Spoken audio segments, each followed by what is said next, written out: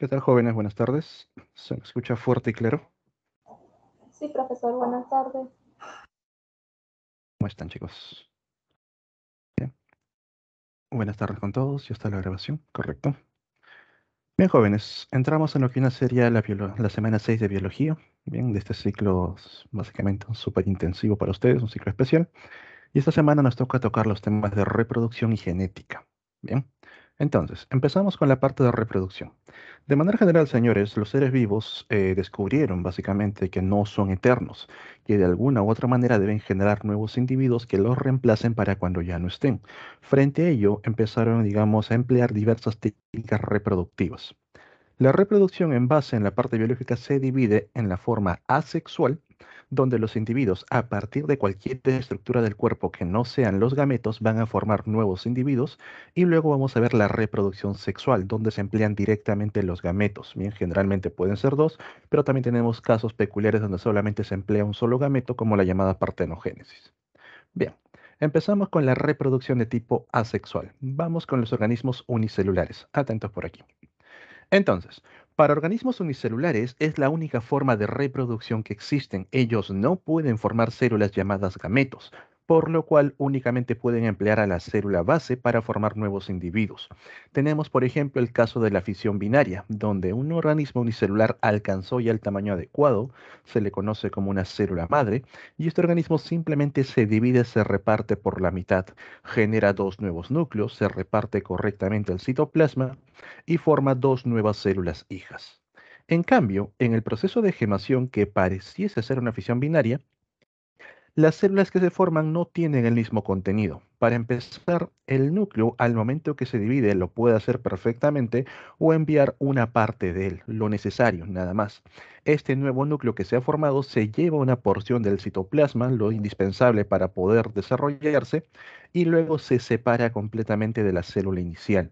Entonces, en un proceso de fisión binaria, a partir de una célula madre, nosotros formamos dos células hijas. En un proceso de gemación, a partir de una célula madre, obtenemos una célula madre final y una célula hija. La esporulación, por su parte, cuando la célula alcanza ya el tamaño adecuado, el núcleo empieza a generar divisiones continuas. Se van a formar dos núcleos, cuatro núcleos, ocho núcleos y así. Y cada uno de estos núcleos va a formar una membrana, va a tomar parte del citoplasma, y a esta estructura que se ha formado en el interior se le conoce como una espora. Luego, la célula principal simplemente muere y las esporas quedan liberadas en el ambiente para formar nuevamente a las células iniciales. De esa manera nosotros encontramos la reproducción asexual en organismos unicelulares. En los pluricelulares, estos organismos pueden realizar tanto reproducción asexual como reproducción sexual. Pero vamos con la primera. Tenemos en el caso de las plantas la llamada reproducción vegetativa, donde empleando estructuras que no vienen a ser las partes sexuales, como por ejemplo el tallo, las raíces, los tubérculos, los bulbos, estos organismos pueden formar nuevas plantas. Por ejemplo, existe un tallo aéreo conocido como estolón, el cual sale de una planta principal, la que se encuentra en el medio. Este tallo se desarrolla y se vuelve a incrustar en el suelo, en otro punto. En ese punto va a desarrollar una nueva planta con sus propias hojas, su propia raíz. Profe, ¿qué pasa si yo corto el estolón en el proceso de desarrollo? Si ya la planta tiene raíz, tiene hojas, continúa con su desarrollo sin ningún problema. Al nivel del estolón solamente van a intercambiar sustancias. Bien, esta plantita puede formar sus propios estolones y empezar a desarrollar nuevas plantas. Esto lo encontramos, por ejemplo, en el caso de las fresas. Y también en otras plantas que se dan, por ejemplo, cuando crecen en los balcones. Por ahí un vecino en el tercer piso tiene su plantita que genera estolones, un vecino en el segundo piso únicamente tiene maceteros. Vas a notar que alguno de los estolones logra llegar hasta ese macetero y formar nuevas plantas, y así poco a poco se van propagando. Recordar que estos nuevos individuos vienen a ser copias del individuo principal. Los rizomas vienen a ser tallos que crecen por debajo del suelo, son tallos subterráneos. Tal es el caso que encontramos en los helechos o en el césped. A partir de estos rizomas, que son los tallos, surgen las raíces hacia abajo y hacia arriba surgen las hojas. En el caso de los helechos, a estas hojas se le conoce como frondas.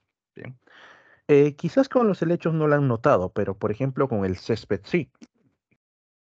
En algún momento, cuando has estado en el parque, has intentado arrancar un pedazo de césped y has notado cómo el parque pareciese que se estuviese descosiendo. Empieza a salir línea por línea. Toda esa línea que va saliendo con las distintas hojitas viene a ser el rizoma. Toda esa planta de césped presenta la misma genética. Luego tenemos el caso de los tubérculos como por ejemplo la papa.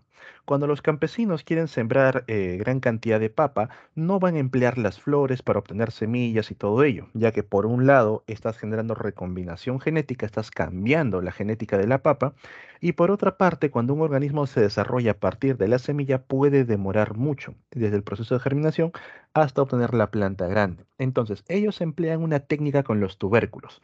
Aprovechan a estos tallos modificados donde van a cortarlos en pedazos y en uno de estos pedazos, en cada uno tiene que haber estos hoyitos, estos ojitos, ya que esos son centros germinativos. Siembran estos pedazos en el suelo y a partir de esos ojitos se desarrollan raíz, se desarrolla un nuevo tallo y surge una nueva planta. Eso es una reproducción vegetativa empleando los tubérculos. Por último, tenemos el caso de los bulbos, como vienen a ser las cebollas, los ajos. Los bulbos vienen a ser capa sobre capa de hojas modificadas, donde hacia abajo se desarrollan las raíces y hacia arriba surge un tallo que está brotando. Entonces, ustedes en casa pueden coger una cebolla, cortarla por la mitad, cortarla de manera horizontal y van a notar que el lado izquierdo desarrolla el lado derecho, la parte de arriba desarrolla la parte de abajo y así. Si ustedes cortan las raíces, el bulbo tiene la capacidad de formar nuevas raíces, no tiene ningún problema. Entonces los agricultores que van a sembrar cebollas cogen unas porciones de estas, las cortan en trozos y entierran estos trozos para que surjan nuevas plantas. Bien, todo esto viene a ser reproducción vegetativa en las plantas. ¿Qué ventajas tiene esta reproducción frente a la sexual que también vemos en las plantas? Mediante reproducción vegetativa, el organismo se desarrolla rápidamente, crece un nuevo organismo sin esperar el proceso de germinación o de activación de la semilla. Otra ventaja es que los organismos que se generan son copias y eso sobre todo le gusta a los campesinos. Cuando encuentran una variante, por ejemplo, una papita que es bastante grande, bastante llamativa, mediante reproducción vegetativa, mantienen la misma variante, no alteran la carga genética. La desventaja también radica en lo mismo. Al tener organismos que vienen a ser copias, si una de las copias es susceptible frente a un virus, a una bacteria, todos lo van a hacer. Y eso, por ejemplo, ha ocurrido con los plátanos. A nivel de los plátanos, estos plátanos se siembran a través de rizomas, por si acaso. Lo que ustedes ven en un plátano no es un tallo, son hojas. Los rizomas están por debajo. Entonces, todos los plátanos, los cultivos de platanales, vienen a ser copias. Y ya ha pasado que un virus atacó a una de estas copias y todo el cultivo pereció. Con lo que mediante técnicas genéticas se ha tenido que usar recombinación para generar variantes resistentes al virus. Bien. Entonces, su ventaja es el rápido desarrollo, su desventaja es que son organismos copia. Si uno muere por una condición, todos van a morir por la misma condición. En el caso de los hongos, cuando ustedes observen los hongos, sobre todo los hongos microscópicos que están ahí en los frutos podridos, como las naranjas o en el moho del pan, van a notar que estos hongos rápidamente se expanden porque esa es su principal función, tratar de ocupar mayor espacio y empezar a degradar el alimento para ello. Entonces los hongos van a desarrollar unas estructuras conocidas como esporangios, a partir del cual se producen esporas. Estas esporas se liberan alrededor y empiezan a formar nuevas hifas, que es la verdadera estructura del hongo. Es como una telaraña que crece por debajo y va a desarrollar nuevos esporangios para producir más esporas y así poco a poco la colonia va en aumento. Bien. En el caso de los animales, también vamos a encontrar animales que pueden realizar reproducción asexual, aunque son casos peculiares. Tenemos, por ejemplo, el caso de la gemación a nivel de las hidras. Estos organismos, cuando ya adquirieron el tamaño adulto, pueden formar un cúmulo de células, aquí se va formando la nueva gema o yema, y esta poco a poco se va desarrollando. Vean que va creciendo, desarrollando sus tentáculos, sus estructuras, hasta que alcanza un tamaño adecuado y se separa de su progenitor para formar un nuevo individuo. Y así, este individuo adulto va a formar una nueva gema y en ese proceso van a formar a nuevas hidras. Algo similar lo vamos a ver, por ejemplo, en las esponjas. Las esponjas también pueden reproducirse por gemación, formando nuevos individuos que se van separando y se asientan justo al costado. Por eso que cuando ustedes quizás observen las colonias de esponjas marinas, van a notar que la esponja del centro es la esponja más grande, es la principal, y esa esponja ha formado las que están alrededor, que son más pequeñas, por procesos de gemación. Luego tenemos el caso de la regeneración, que está presente en las planarias o también, por ejemplo, en las estrellas de mar. Estos organismos altamente regenerativos, tenemos aquí en la planaria del centro, cuando su cuerpo es seccionado, pueden recuperar las partes faltantes. Por ejemplo, la parte de la cabeza recupera el cuerpo y la cola, la parte del cuerpo recupera cabeza y cola, y la parte de la cola puede recuperar el cuerpo y la cabeza, formando nuevos individuos. Pero ojo, esta regeneración es una reproducción muy especial. La planaria, para formar nuevos individuos, no va a estar partiéndose a sí misma cada rato. La planaria, de manera normal, en condiciones normales, produce huevos. Esta regeneración se da, por ejemplo, cuando la planaria ha sido atacada por un depredador y han quedado fragmentos, o cuando ha sufrido un accidente, le cayó una piedra o algo que partió el cuerpo en dos, y ahí se forman nuevos individuos. Lo mismo ocurre con la estrella de mar. La estrella de mar en condiciones normales se reproduce por huevos. En condiciones especiales, cuando es atacada por un depredador, cuando sufre un accidente, ahí puede perder alguno de los bracitos y este bracito que ha quedado suelto puede formar una nueva estrella de mar y la propia estrella que perdió su brazo lo puede regenerar, teniendo dos individuos. Bien. Entonces, chicos, esto viene a ser la reproducción asexual obligatoria para organismos unicelulares, pero también algunos pluricelulares lo pueden realizar. Bien. Ahora, antes de entender el proceso de reproducción sexual donde se involucran los gametos, primero hay que ver cómo es que las células se dividen en un organismo pluricelular. Para ello, debemos recordar el ciclo celular y los procesos de mitosis. Todas las células, absolutamente todas, tienen la misma carga genética. Para empezar, todas las células van a estar en un estadio, digamos, neutro, donde todavía no se fuerza el proceso de división. Bien, esto que está en el cuadrito es una célula inicial. Supongamos que por ahí esta célula es una célula epitelial, tú sufres un pequeño arañazo, bien tienes una herida en la piel, entonces esta célula, al no detectar a su célula vecina, activa su proceso de división, va a iniciar el llamado ciclo celular. El ciclo celular consta de dos etapas, una etapa de preparación conocida como la interfase y dos, la etapa de división conocida como la mitosis. Bien, también se le conoce como la fase M. La interfase a su vez consta de tres fases. Tenemos la fase G1, que es la fase de preparación. Tenemos a la fase S, la fase de síntesis, y tenemos a la fase G2, la fase de reordenamiento. Entonces, atentos por aquí. Esta célula va a iniciar el proceso de división. Tienes una herida, la célula se va a dividir para poder curar, reparar la herida. Entra en la fase G1, donde la célula primero duplica el tamaño, para que al momento que se divida, las nuevas células tengan el tamaño adecuado. Duplica, aumenta la cantidad de organelas para que al momento que se dividan se repartan correctamente. Aumenta la cantidad de enzimas. Recuerda que las enzimas son proteínas. Profe, ¿por qué necesita tantas proteínas? Porque estas proteínas van a participar en la fase S sobre todo. Aquí en la G1 se forman las proteínas encargadas de duplicar el ADN. Mencióneme algunas, chicos. ¿Qué proteínas participan en la replicación del ADN?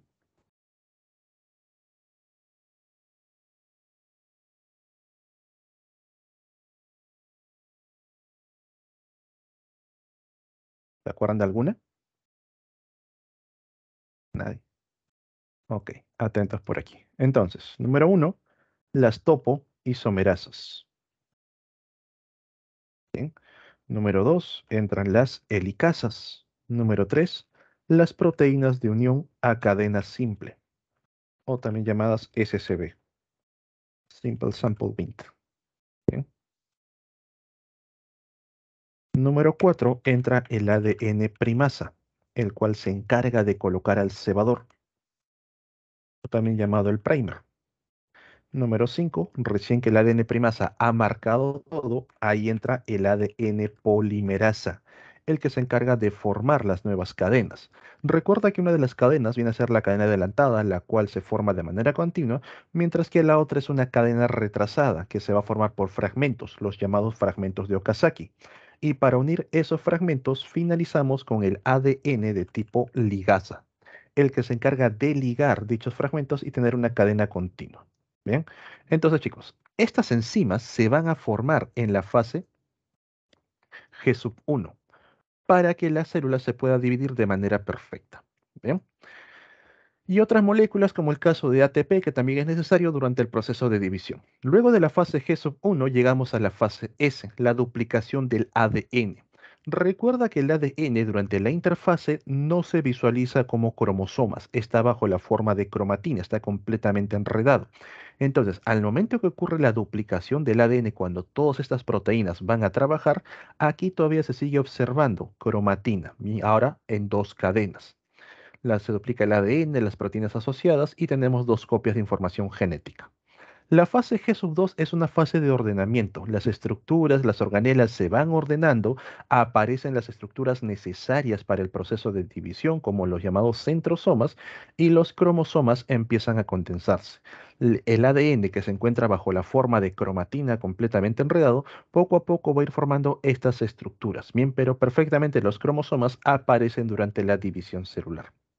Una vez que culmina la interfase, la célula está listo para dividirse e inicia el proceso de mitosis, en el cual la célula reparte perfectamente la carga genética y se forman nuevamente dos células iguales, dos células idénticas. Bien, si esta célula en ese proceso todavía no ha completado, no ha logrado rellenar la herida, no ha sanado la herida, va a ingresar nuevamente al ciclo de división, pasa otra vez por la interfase, otra vez se divide y así van formando nuevas células hasta finalmente completar toda la herida.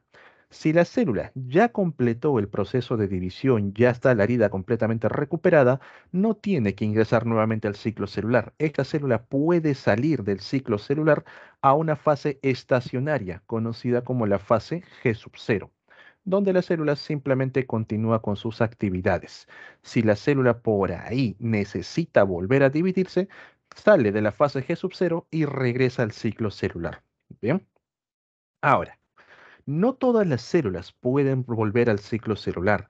En el caso de las células nerviosas y las células musculares, una vez que están desarrolladas, abandonan el ciclo celular, llegan a la fase de G sub 0 y ya no regresan a poder dividirse, sobre todo las neuronas porque son células muy especializadas. Profe, ¿qué pasaría si las neuronas se dividen? ¿Eso no frenaría, por ejemplo, problemas de Alzheimer, problemas neuronales y todo ello? No. Las neuronas, como células especializadas, lo que hacen es formar caminos. Y estos caminos el cerebro ya los conoce. Por ejemplo, si yo quiero enviar un impulso nervioso desde la cabeza, bien, para poder controlar lo que viene a ser mi brazo izquierdo, el cerebro emplea una serie de caminos ya conocidos que tú poco a poco has ido, digamos, aprendiendo. Desde bebé, por ejemplo, ustedes han visto que los bebés lo primero que hacen es cerrar la mano, poder agarrar objetos, luego poco a poco aprenden a atraparlos en el aire, toda esa coordinación.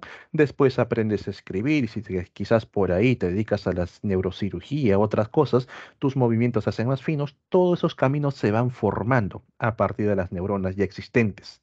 Si por ahí uno de los caminos se rompe, tú tienes que formar nuevos caminos. Han visto que personas que por ahí sufrieron la amputación de la mano y se les volvió a colocar la mano, tienen que volver a aprender a escribir, volver a aprender a mover la mano, porque el camino está dañado. ¿Qué pasaría si este camino en el proceso se divide, inicia ciclo celular? Todos los días tendrías que reaprender cómo controlar tu mano.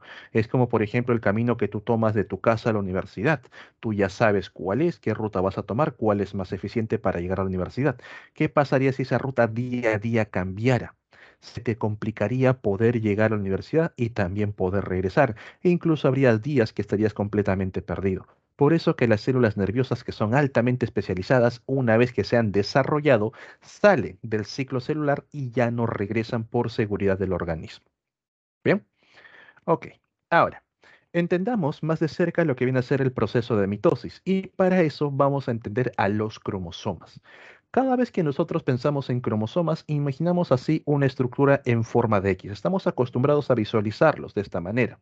Lo que debemos saber sobre estas estructuras en forma de X es que están formadas realmente por dos cromátidas. Una que está por aquí y otra que se encuentra por acá. Bien, entonces los cromosomas bajo esta forma están formados por dos cromátidas. A esto se les conoce como los cromosomas dobles.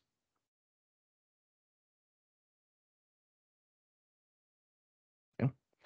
Las cromátidas mantienen la misma información. La cromátida izquierda tiene la misma información genética que la cromátida derecha, porque durante el proceso de división se van a separar. Una célula se lleva uno de los brazos, una de las cromátidas, y la otra célula se lleva la otra cromátida, pero mantienen la misma información. Eso lo sabemos mediante una técnica conocida como la técnica de bandeo, donde las zonas donde hay mayor cantidad de genes se oscurecen, se tiñen y las otras quedan claras, y nos damos cuenta que ambas cromátidas tienen la misma disponibilidad de bandas.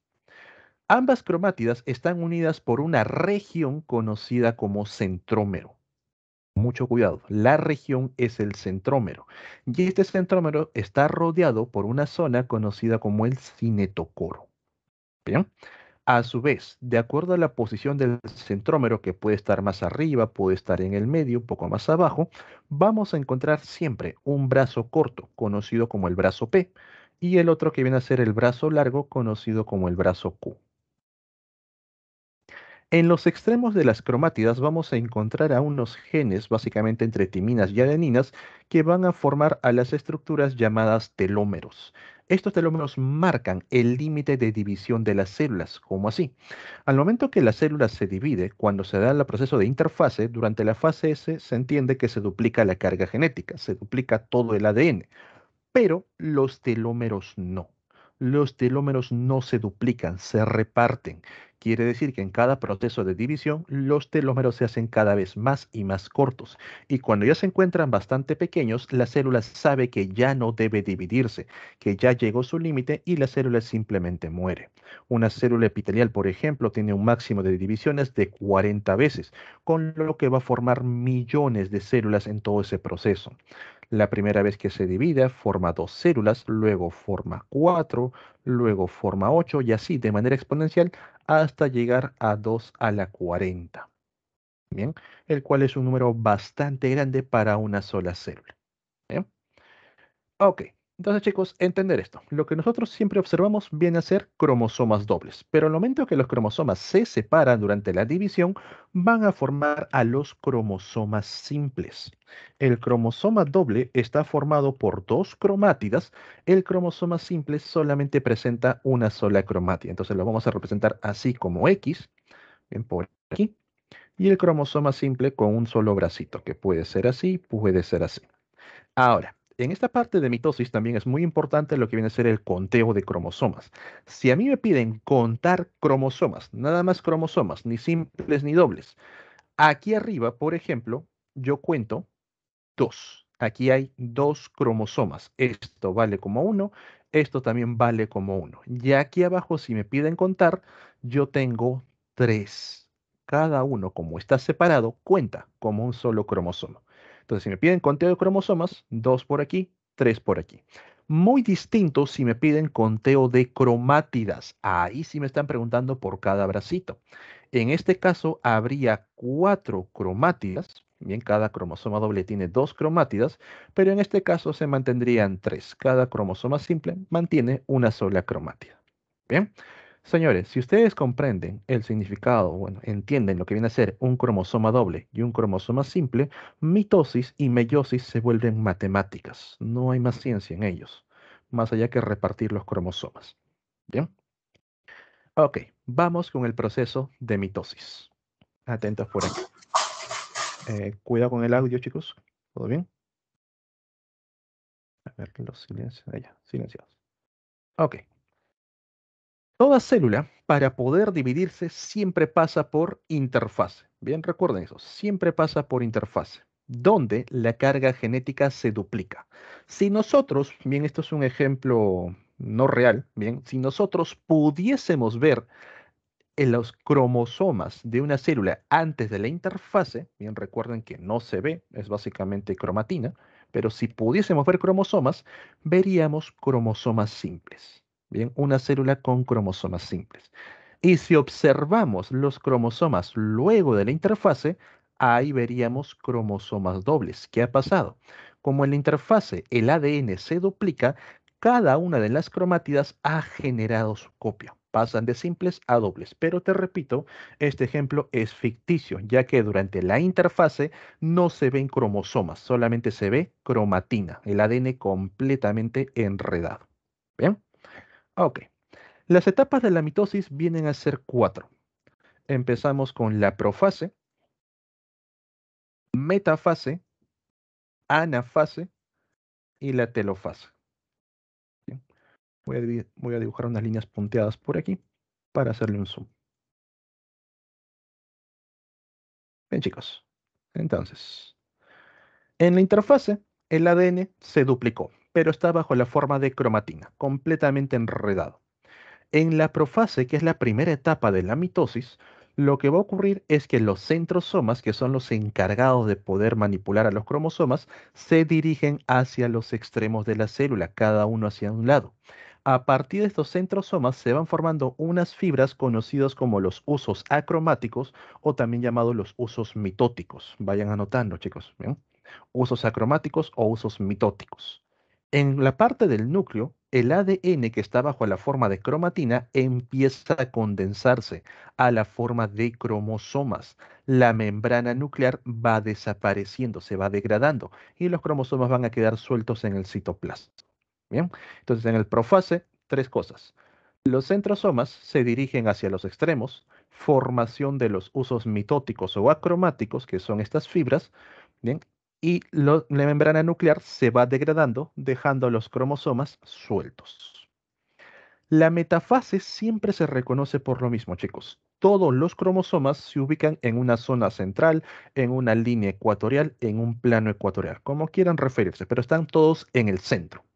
Los centrosomas ya están a cada extremo y los usos mitóticos se han unido perfectamente a cada cromosoma. ¿Dónde? Con el cinetocoro, no con el centrómero. El centrómero es la región entre las dos cromátidas. Se han unido con el cinetocoro, como si fuese una especie de ganchito. ¿Bien? Entonces, en la metafase vamos a observar que por cada cromosoma, hacia cada lado, hay dos usos acromáticos. En la anafase, estos usos se empiezan a cortar, lo que permite que los cromosomas dobles se separen a cromosomas simples. Cada lado se va a llevar una de las cromátidas, pero recuerda, la cromátida que está por la izquierda tiene la misma información genética que la cromátida que se encuentra por la derecha, con lo que cada lado mantiene la misma información genética. Finalizando la anafase, vamos con la telofase, donde los cromosomas que están bajo la forma de cromosomas simples se empiezan a agrupar, se va formando una nueva membrana nuclear y poco a poco se van descondensando para otra vez llegar a la forma de cromatina. En la telofase ocurre el evento llamado citocinesis, bien cito de célula, donde la célula se divide en dos. Poco a poco se va formando un pequeño estrangulamiento y ya tenemos a dos nuevas células que mantienen la misma carga genética de la célula inicial. Bien, entonces, ¿qué hemos visto por aquí? A las estructuras conocidas como centrosomas, que son los encargados de dirigir todo el proceso de división. También hemos visto a los usos mitóticos o también llamados usos acromáticos, que vienen a ser estas fibras que se encargan de poder conectarse con los cromosomas y repartirlos correctamente. Aquí están los centrosomas. Y aquí están los usos mitóticos. Recuerda que durante la metafase, a cada cromosoma se le ha unido por cada extremo un uso mitótico. Uno por aquí, otro por acá. Para luego en anafase poder separarlo. Ahora, en cuanto al conteo de cromosomas, pregunta básica, chicos, participen. En la metafase, en esta imagen que ven aquí, ¿cuántos cromosomas hay? En esta metafase, ¿cuántos cromosomas observan? 4. 4. 4, correcto. En anafase, ¿cuántos cromosomas hay?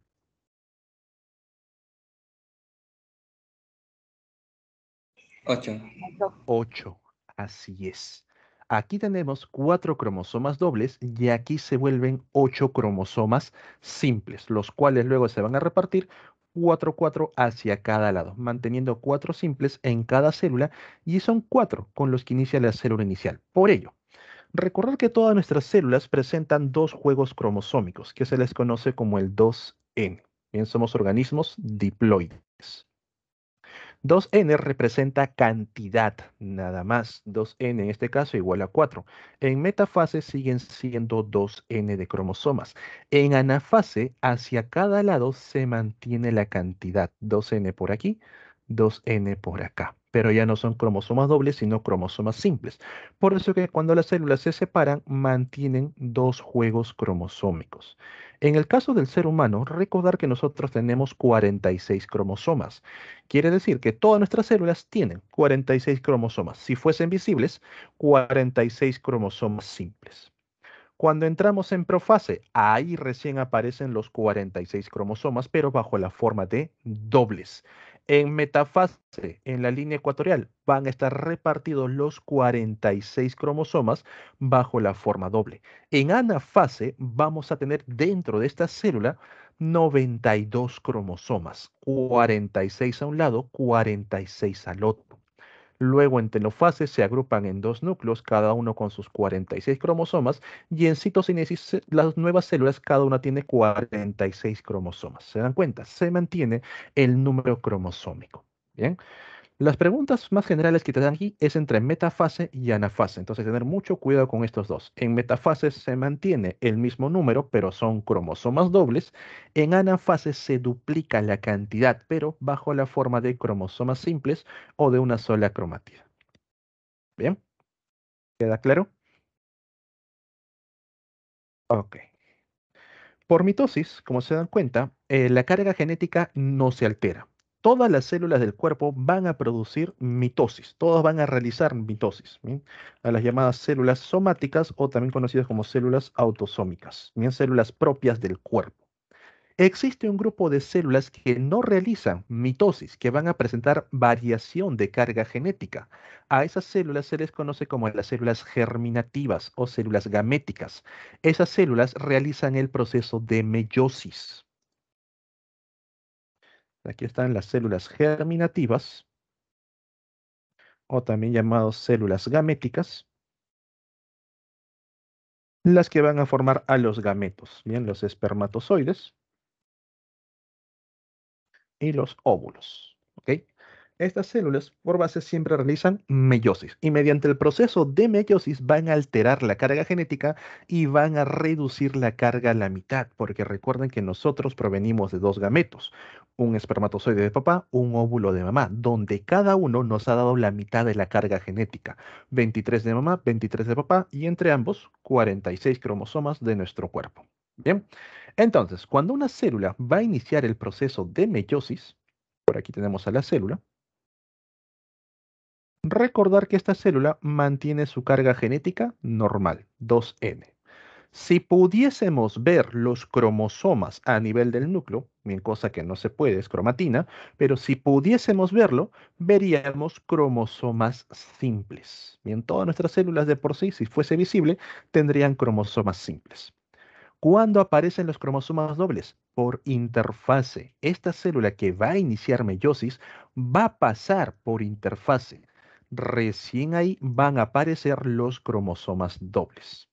La meiosis y la mitosis mantienen las mismas etapas, lo que viene a ser la profase, metafase, anafase y la telofase.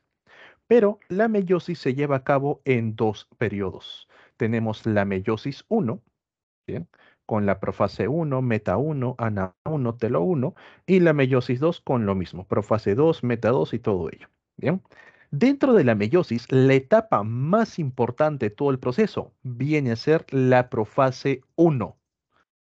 No profase de manera general, sino la profase 1, la que está por aquí. Esta profase 1 se estudia a fondo y se divide en 5 subetapas, las cuales vienen a ser el leptoteno, el cigoteno, el paquiteno, el diploteno y la diacinesis. Una palabrita que utilizan para grabarse esto, y no sé cuándo surgió, pero hasta el día de hoy me lo he grabado, lesipadidi. Bien, lesipadidi. Así como tienen Pachito Pala para el tema de historia del Perú, aquí encontramos al lesipadidi. Ahí vemos al leptoteno, al cigoteno, al paquiteno, al diploteno y a la diacinesis. Veamos más de cerca en qué consiste estas 5 etapas de la profase 1. Recuerda que en la profase 1 inicia la condensación de cromosomas. Entonces, el leptoteno, que es la primera etapa dentro de la profase 1, notamos que los cromosomas están bastante maleables, como si fuesen fideos que ya poco a poco recién se van a ir endureciendo hasta llegar aquí, por ejemplo, cromosomas ya más rígidos, ya más formados. En el leptoteno y en los cromosomas inician el proceso de condensación. Ahí están todavía muy maleables y hay que aprovechar que se encuentran bajo esta forma para poder intercambiar genes. Fíjate que ya son cromosomas dobles, bien que cada uno de los bracitos tiene su cromátida repetida. Ahí está. En el cigoteno se forman los llamados bivalentes. Profe, ¿qué es eso? Nosotros recibimos 23 cromosomas de mamá y 23 cromosomas de papá. Se van a acoplar el uno de papá con el uno de mamá, el 2 con el 2, el 3 con el 3 y así, los 23 pares. ¿Por qué? Porque en estos cromosomas que son homólogos, son bivalentes, vamos a encontrar información similar. Por ejemplo, hipotéticamente, en el cromosoma 1 está la información de los ojos. Bien, entonces papá, que va a ser acá el cromosoma azul, en ese punto te ha dado ojos de color marrón, mamá en ese punto te ha dado ojos de color verde. Por supuesto que ustedes por temas genéticos han expresado el color marrón, pero la carga genética verde de mamá sigue ahí en tus genes. Entonces, ¿qué van a hacer una vez que los cromosomas sean apareados, están formados los homólogos? Van a intercambiar esa información. Bien, a eso se le conoce como el crossing over o entrecruzamiento. Pero tus genes siguen ahí, chicos. Por algún lado tienen ojos verdes. Entonces, ¿qué ocurre? Mamá le va a dar esa porción de ojos verdes a los genes de papá y papá le va a dar esa porción de ojos marrones a los genes de mamá. ¿Qué vamos a encontrar? El cromosoma de papá principalmente tiene características de papá, pero se está llevando parte de la información de mamá. Y los cromosomas de mamá se están llevando parte de la información de papá. Gracias al crossing over que ocurre en el paquiteno, también llamado entrecruzamiento, aumenta la variabilidad genética para que al momento que se repartan los cromosomas para formar los gametos, por ahí tu hijo nazca, digamos, se llevó principalmente la parte de papá. Va a tener características que te dio tu padre, pero también se está llevando parte de lo que te dio tu mamá. Entonces se está llevando una combinación de ambos. Bien, entonces nuevamente repito esos tres. En el leptoteno inicia la condensación, los cromosomas están bastante maleables. En el cigoteno se forman las bivalentes, se aparean los cromosomas homólogos, uno con uno, 2 con 2, 3 con 3, así todos los pares. Y en el paquiteno ocurre el crossing over, entrecruzamiento. Intercambian información genética en varios puntos. Luego llegamos al diploteno. Esos puntos donde han intercambiado información genética los cromosomas, a esos puntos se les conoce como quiasmas. En el diploteno, los quiasmas se hacen visibles para ver en qué zonas ha cambiado la información. Y en la diacinesis, los cromosomas se empiezan a separar poco a poco, pero se mantienen unidos por los quiasmas. Los quiasmas van hacia los extremos y el cromosoma 1 de papá permanece al ladito del cromosoma 1 de mamá. Y esto es muy importante para que ocurra la metafase 1. Bien, entonces, en el diploteno, los quiasmas se hacen visibles y en la diacinesis los cromosomas se van separando, pero gracias a los quiasmas están uno al costado del otro. El uno con el uno, el 2 con el 2, el 3 con el 3 y así, los 23 pares. Muy importante para la metafase 1 que se encuentren así. ¿Bien? Entonces, chicos, por aquí colocamos a nivel del leptoteno. Inicia la condensación. ¿Bien? A nivel del cigoteno se forman las bivalentes, también se les conoce como las tetradas, entre los cromosomas homólogos. A nivel del paquiteno, el llamado crossing over, o también conocido como entrecruzamiento. A nivel del diploteno, ¿bien? Los quiasmas se hacen visibles. Y en la diacinesis, ¿bien? Se separan los cromosomas. Pero recuerda que gracias a los quiasmas permanecen bien juntos. Permanecen juntos, bien, más no unidos, sino que están uno al costado del otro. Profe, ¿por qué es importante que se mantengan juntos, uno al costado del otro? Gracias a eso, la metafase 1 se va a llevar de manera correcta. Por ejemplo, aquí está el cromosoma 1, acá está el cromosoma 2, ¿bien? De papá, y por aquí coloco los de mamá. El cromosoma 1 de mamá que está a su lado, el cromosoma 2 que está a su lado, y así. Así van a estar los 46 cromosomas, ¿bien? Ya realizaron crossing over y todo ello. Entonces, recuerda que a nivel de la profase, una vez que los cromosomas se han condensado, los centrosomas se dirigen a los extremos y a partir de los centrosomas se forman los usos acromáticos u usos mitóticos. ¿Bien? En la metafase, estos usos se unen con los cromosomas que se encuentran en el plano ecuatorial. Bien, chicos, siempre van a reconocer una metafase por ello, todos los cromosomas en la parte central. Entonces, como están uno al costado del otro, al momento que se unen los usos acromáticos, uno se une por aquí y otro se une por acá. En metafase 1, voy a colocarlo como M1, si te das cuenta, cada cromosoma solamente tiene un uso acromático. No es como en el anterior, donde a cada cromosoma se le unen dos que luego separan a las cromátidas. Aquí no. Al momento que ocurre la anafase, un lado se lleva cromosomas dobles completo y el otro también. Quiere decir, por ejemplo aquí, en metafase, en esta imagen, aquí hay 8 cromosomas dobles. En anafase también va a haber 8 cromosomas dobles, pero 4 hacia un lado, 4 hacia el otro. Esto permite reducir la carga genética a la mitad, porque las nuevas células, en lugar de tener los 8 cromosomas iniciales, van a presentar 4 hacia cada lado. ¿Ven? Entonces, en la metafase, a cada cromosoma se le une un uso acromático.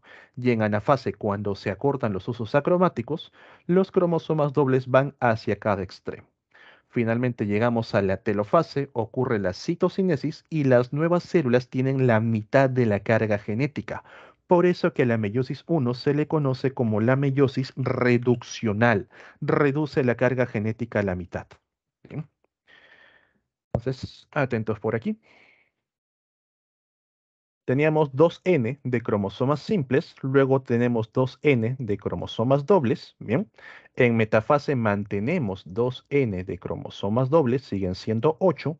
En anafase, N para un lado, 4 por aquí, 4 por acá, pero de cromosomas dobles. Y en telofase, cuando se forman ya las dos nuevas células, ocurre la citocinesis, cada célula tiene la mitad de la carga genética. En el caso humano, cada célula tendría 23 cromosomas, pero son cromosomas dobles. Ahora, como los cromosomas ya se encuentran bajo la forma de dobles, no tienen que pasar por interfaces, sino que directamente de la meiosis 1 puedes llegar a la meiosis 2. Bien, entonces por eso ya no hay interfase entre la 1 y la 2. Directamente pasas de meiosis 1 a meiosis 2. Y recuerda que esta célula tiene N cromosomas, pero de tipo doble. Profe, en la meiosis 2, en la profase 2, ¿también ocurre lo mismo que en la profase 1? No, esto solamente es para profase 1. La profase 2 es una profase muy simple, donde los cromosomas que estaban descondensados se vuelven a condensar, aparecen los cromosomas dobles, los centrosomas se dirigen hacia los extremos y van formando los usos acromáticos o usos mitóticos. En la metafase 2, bien recuerden que reconocen una metafase porque todos los cromosomas se encuentran en el centro, todos están por aquí. A diferencia de la metafase 1, vamos a colocar por aquí, tenemos al cromosoma que ha quedado. En la metafase 2, ahora sí a cada cromosoma se le unen dos usos acromáticos. Bien, a diferencia de la M1, que solamente se le unía uno, en la metafase 2 a cada cromosoma se le unen dos. Y al momento que estos dos usos acromáticos se acortan en anafase 2, los cromosomas dobles se convierten en cromosomas simples, para que luego cada célula mantenga cromosomas simples. En cuanto a la carga genética, recuerda, teníamos N cromosomas dobles. En este caso, N representa 4. Aquí, ¿cuántos hay? Sigue habiendo 4 cromosomas, sigue habiendo N, pero de tipo dobles. Aquí en anafase, ¿cuántos cromosomas va a haber? Ya no son 4, ahora son 8. Por eso que aparecen N por aquí, N cromosomas simples y N cromosomas simples. Pasamos de cromosomas dobles a cromosomas simples. Es una simple división, una simple ecuación. Por eso que la meiosis 2 es la meiosis ecuacional. Una vez que se formaron los cromosomas simples, pasamos a citocinesis y vamos a encontrar células con cromosomas simples, pero recuerda que esto sí pudiese verse de manera general únicamente cromatina. Estas células con cromosomas simples son las que van a formar los gametos. Ahí vamos a encontrar a un espermatozoide con N cromosomas simples, vamos a encontrar a los óvulos con N cromosomas simples y al momento que fecundan N más N, 2N, de cromosomas simples, obteniendo la célula inicial, realizando perfectamente el proceso de meiosis. Bien, ¿se entendió, chicos? ¿Alguna duda, alguna consulta sobre mitosis o meiosis? Profesor, Adelante. en la meiosis también existe interfase. Sí, previo a ello, toda célula que se va a dividir va a ser interfase antes, sea para mitosis, sea para meiosis, porque las células de manera general, como te digo, si pudiésemos ver, tienen cromosomas simples. Entonces, para poder prepararse y formar los dobles, siempre pasa por interfase. Solo que ya en la meiosis 1, fíjate que cuando finaliza la meiosis 1, ya tienes cromosomas dobles. Por ello, no hay, entre 1 y 2, no hay interfase. Bien, ahí directamente entra a meiosis 2.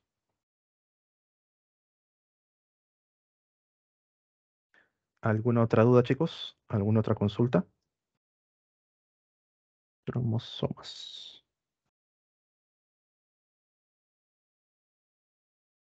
Bien.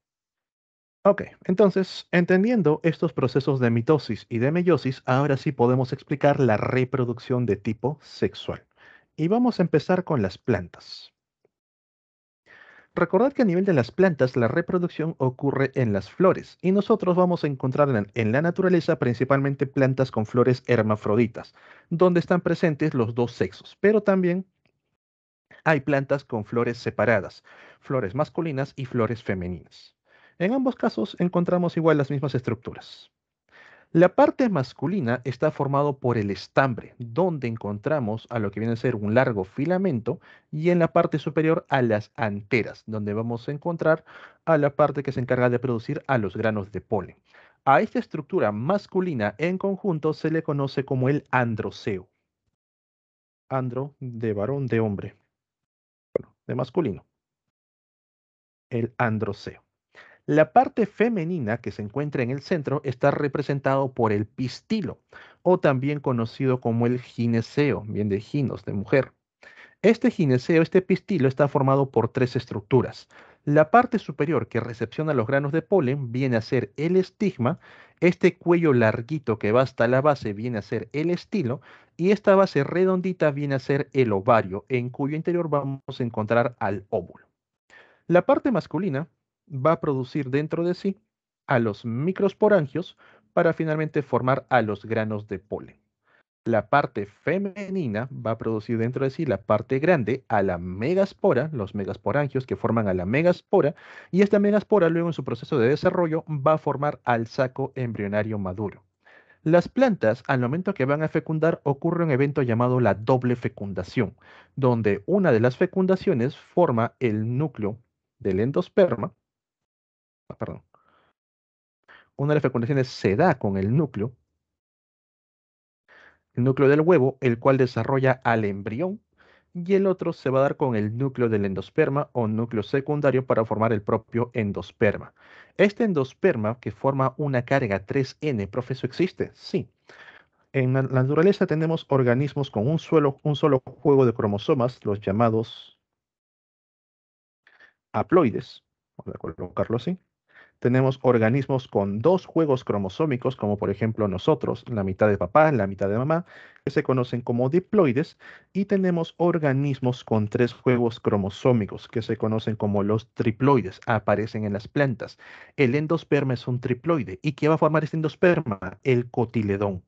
cuando ustedes han abierto granitos de arveja o, por ejemplo, de frijoles, habrán visto que se pueden separar las semillas en dos.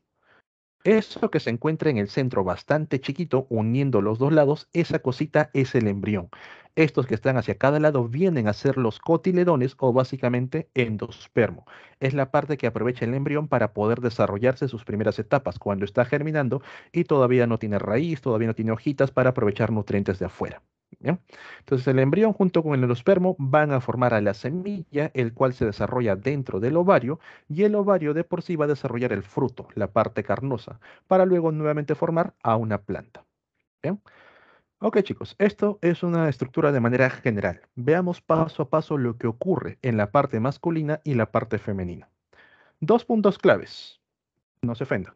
La parte masculina es la parte pequeña, siempre. Es la parte más pequeña que va a haber. Por eso que utilizamos el término micro. La parte femenina es la parte más grande. Bien, se utiliza el término mega. La parte masculina siempre busca cantidad, va a tratar de producir mayor cantidad de células. La parte femenina busca calidad. Bien. Por eso dice que algunas veces los hombres simplemente salen con quien sea, mientras que las mujeres escogen. Porque en los seres humanos ocurre lo mismo a nivel gamético. La parte masculina busca cantidad y la parte femenina busca calidad. ¿Bien? Vamos con la microsporogénesis, con el lado masculino. Empezamos con un microsporocito, carga genética, diploide, 2N.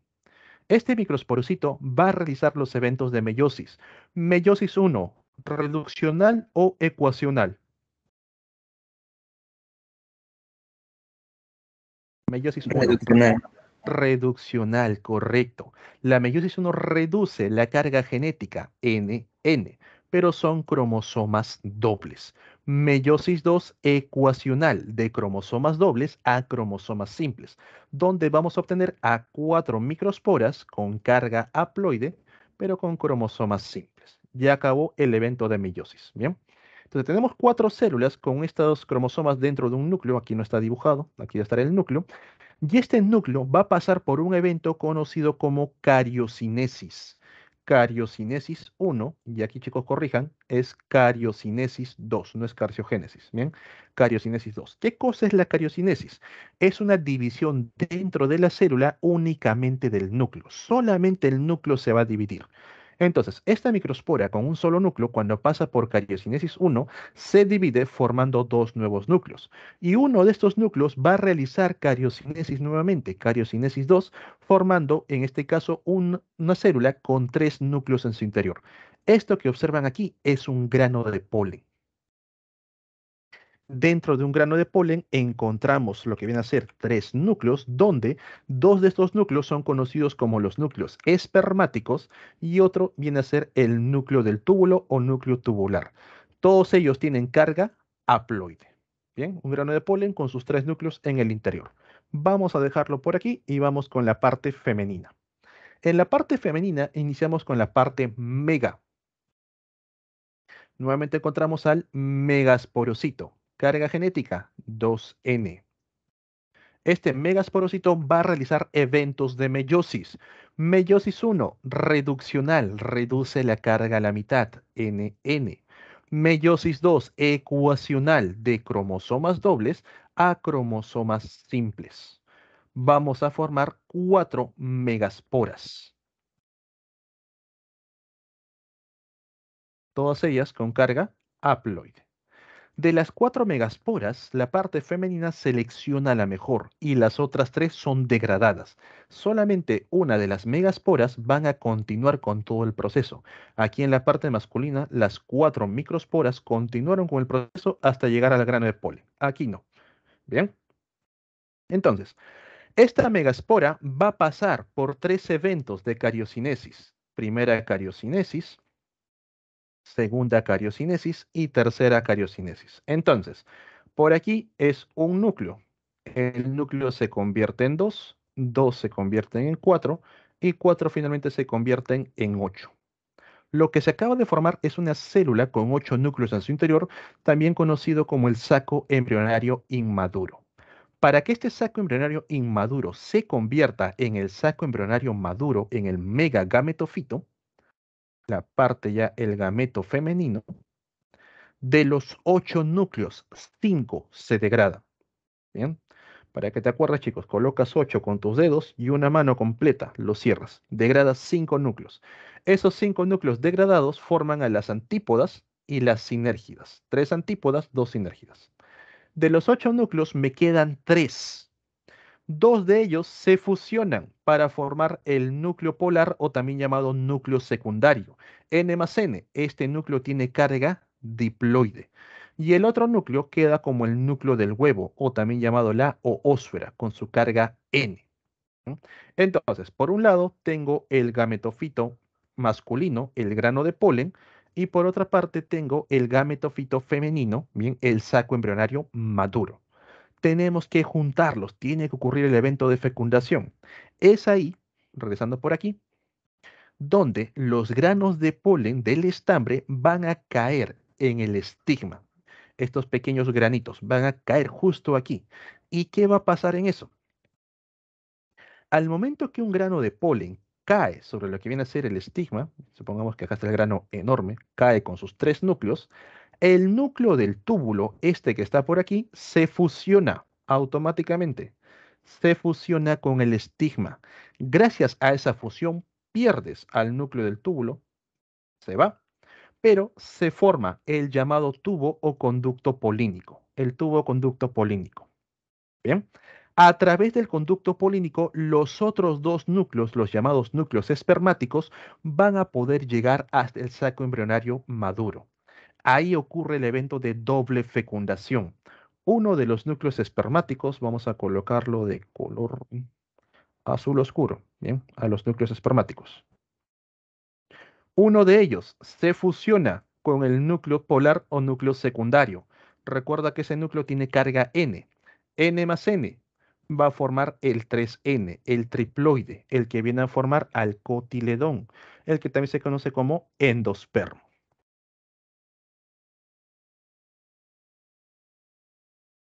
Ahí está. Bien. El otro núcleo se fusiona con el núcleo del huevo.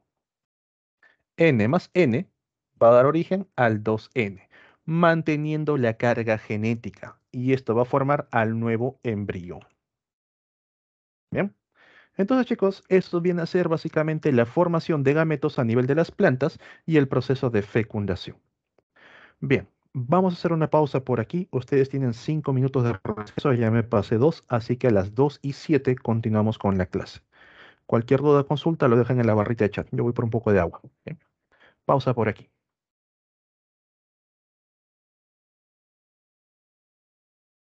Bien, jóvenes, 2:07, continuamos con la clase. Y ahora pasamos a la parte reproductiva a nivel de los humanos. Empezamos con lo que viene a ser la anatomía del sistema reproductor humano. En la parte masculina, bien, vamos de adentro hacia afuera, vamos a encontrar que a nivel de los testículos, los cuales son 2, se van a producir los llamados espermatozoides. Dentro de los testículos encontramos a los tubos seminíferos, donde van a estar presentes las llamadas células de Sertoli. Estos son los encargados de producir a los espermatozoides y almacenarlos a nivel de los tubos seminíferos.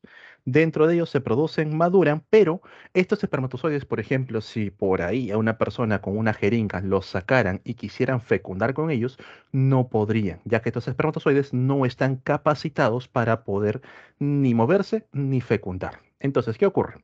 Una vez que los espermatozoides fueron formados, ya están maduros, van a dirigirse a una estructura que se encuentra sobre cada testículo conocido como el epidídimo. A nivel del epidídimo, los espermatozoides van a ser capacitados, capacitados para poder moverse, capacitados para poder fecundar. Aquí ocurre el proceso de capacitación. Gracias a eso, recién ahí los espermatozoides están listos para poder fecundar. Bien. Al momento que ocurre un evento de eyaculación, los espermatozoides van a salir a través de los conductos deferentes, uno de cada testículo.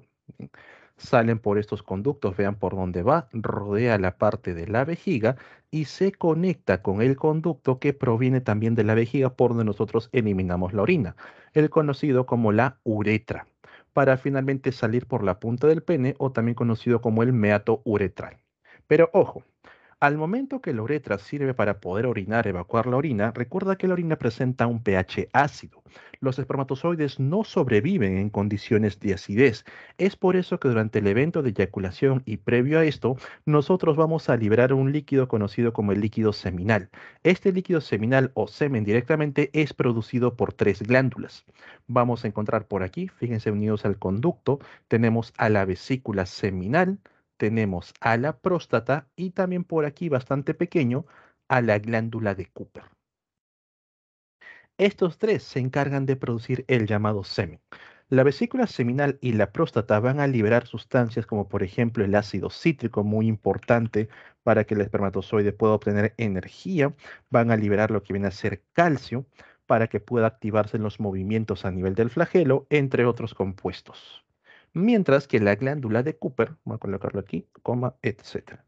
Mientras que la glándula de Cooper se encarga de liberar sustancias alcalinas, lo cual va a ayudar a neutralizar el pH de los conductos uretrales y posteriormente el pH de lo que viene a ser el conducto vaginal, alcalina. Bien, una sustancia alcalina. Ahí, por escribir rápido. Bien. Entonces, chicos, sale primero el líquido preseminal, el cual neutraliza el pH ácido que se encuentra en el conducto uretral por los residuos de la orina, y luego salen los espermatozoides junto con lo que viene a ser el semen, ¿bien? Para finalmente abandonar el pene e introducirse en el cuerpo vaginal, donde el pH vaginal también es ácido. De forma natural, los espermatozoides morirían, pero gracias a la glándula de Cooper, toda esa acidez se neutraliza. Ahora, analizando la estructura del pene, dentro de este órgano vamos a encontrar unas partes conocidas como los cuerpos cavernosos. Estos cuerpos cavernosos van a ser espacios que se van a llenar de sangre. ¿De qué manera? La punta del pene se le conoce como el glande, el cual presenta una gran cantidad de terminaciones nerviosas y al momento que es estimulado envían una señal al hipotálamo, bien a nivel de la cabeza, y el hipotálamo responde aumentando la presión sanguínea a nivel del pene. Entonces la sangre llega a nivel del cuerpo cavernoso, que es todo esto que ven por aquí, se empieza a llenar de sangre una gran cantidad a alta presión, lo que permite la erección de este órgano. Pero ojo, observen que justo los cuerpos cavernosos están en el borde con lo que viene a ser la próstata. Por ello, chicos, que cuando una persona ya cuando tiene edades avanzadas, cuando tiene problemas de prostatitis, próstata inflamada, al momento que ocurre una erección va a generar una presión sobre la próstata, lo cual el cuerpo lo interpreta como dolor, reduciendo la presión sanguínea, generando lo que viene a ser una deficiencia a nivel de la erección. Bien, por eso que ya cuando un varón alcanza ciertas edades, 40, 45 años, muy importante revisar que la próstata esté funcionando correctamente, ya que tiende a inflamarse, tiende a crecer de más, generando cáncer de próstata, y la forma más directa que tenemos hasta ahora es a través de la palpación anal, a través del ano. Existen pruebas en sangre para su suerte, chicos, cuando ustedes llegan a los 40, 45 años, básicamente a nivel sanguíneo ya pueden detectar si tienen, digamos, estos tipos de malestares. ¿Bien? Ok, vamos con la parte femenina.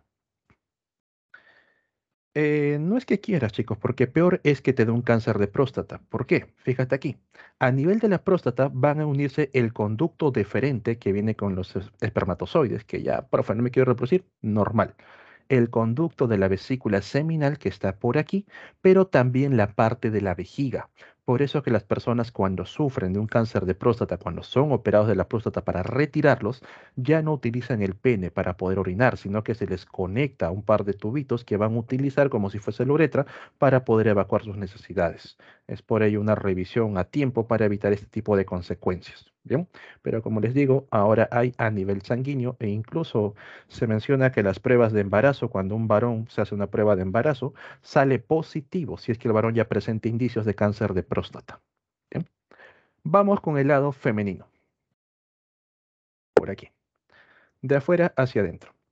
La parte femenina es un análogo en sí de la parte masculina, porque todos nosotros en un inicio desarrollamos como hembras, por si acaso, todos empezamos como hembras hasta que los varones activaron sus cromosomas Y, que en lugar de formar la parte de la vagina, formaron lo que viene a ser el pene. Por eso que encontramos estructuras similares. El testículo se parece mucho a los ovarios, el conducto vaginal al resto de conductos y el glande es un análogo directo de lo que viene a ser el clítoris.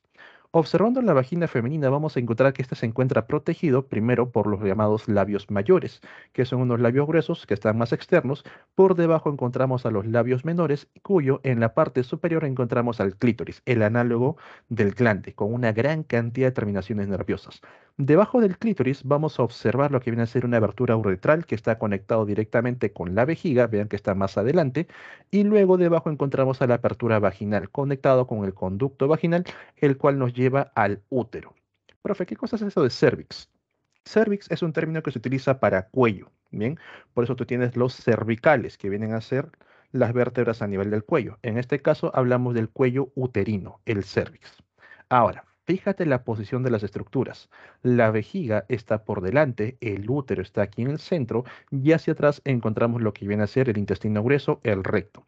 Cuando una mujer se encuentra embarazada, cuando el embrión se desarrolla a nivel del útero, este útero crece y genera presión hacia ambos lados. Por eso que las mujeres embarazadas no pueden aguantar mucho tiempo, mejor dicho, no pueden aguantar mucha cantidad de orina. A cada rato van a ir al baño porque la vejiga encuentra esa presión. A su vez es muy común que sufran dolores de espalda, dolores de columna o problemas con la digestión porque también el útero genera presión con estos conductos. Bien, en caso de que haya una mujer embarazada en casa, chicos, darles facilidades con accesos al baño. Ahora, pasando por lo que viene a ser el cuello vaginal, el conducto vaginal, llegamos al cuello del útero, el llamado cervix, y aquí adentro encontramos el útero, el cual está revestido por una capa que se conoce como endometrio. Este endometrio está formado por abundante tejido sanguíneo y es el que se engrosa mes a mes para luego caer en la llamada menstruación. Y entonces esta capa se desprende para renovar nuevamente al útero. Hacia la parte superior del útero vamos a encontrar que está conectado con dos conductos, mi izquierda-derecha. A estos conductos se les conoce como las trompas de falopio o también llamados oviductos, los cuales en el extremo final van a llegar al ovario. Ojo, la trompa de falopio, como ven por aquí, no está tocando al ovario, no tiene contacto directo con el ovario, solamente tiene estas extensiones de manera cercana. El ovario permanece unido al útero a través de un ligamento conjuntivo. Bien, entonces, no está en contacto directo con las trompas del falopio. Por ello, que a veces cuando dentro del ovario ocurre todo el proceso, la fase folicular, la fase del cuerpo lúteo, para poder liberar el ovocito, estas extensiones de la trompa de falopio se encargan de capturar al ovocito y a veces falla, no lo capturan. Entonces el ovocito cuando es fecundado y no ha sido capturado por la trompa de falopio puede implantarse en otra zona que no sea el útero. Los llamados embarazos ectópicos puede implantarse a nivel de los intestinos, a nivel del hígado, generando complicaciones a la mujer. Bien. Entonces, chicos, esto es lo que nosotros vamos a encontrar anatómicamente en la parte masculina y en la parte femenina. Ahora, un punto muy importante también para entender dentro de la reproducción humana es saber acerca de los ciclos, el ciclo menstrual. Y aquí vamos con una pregunta básica. Solo varones participen, solo varones. ¿Cuántos días dura un ciclo menstrual? ¿Cuántos días dura un ciclo menstrual en promedio?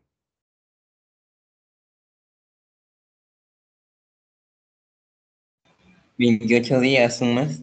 28 días, 28, un creo. mes. Correcto. Bien. ¿Una semana? No. 3 días, 4 días? No. Una cosa es ciclo menstrual y otra cosa es menstruación. La menstruación, la regla, ¿cuántos días dura en promedio? Varones.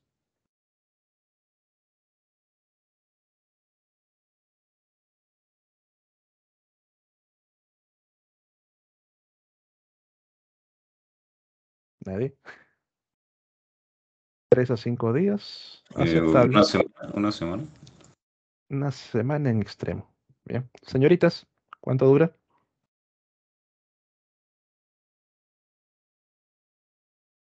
Ninguna. Ok. El ciclo menstrual es correcto, dura aproximadamente 28 días, poco más, poco menos, y el ciclo menstrual A lo mucho, de manera normal, puede ser hasta 7 días. Lo más regular es de 3 a 5 días. ¿Bien? Ok.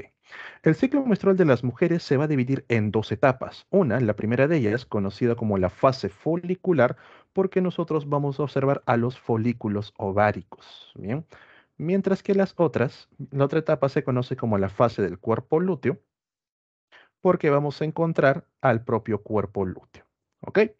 Entonces, chicos, dentro del cuerpo femenino, dentro de los ovarios, primero iniciamos con la fase folicular.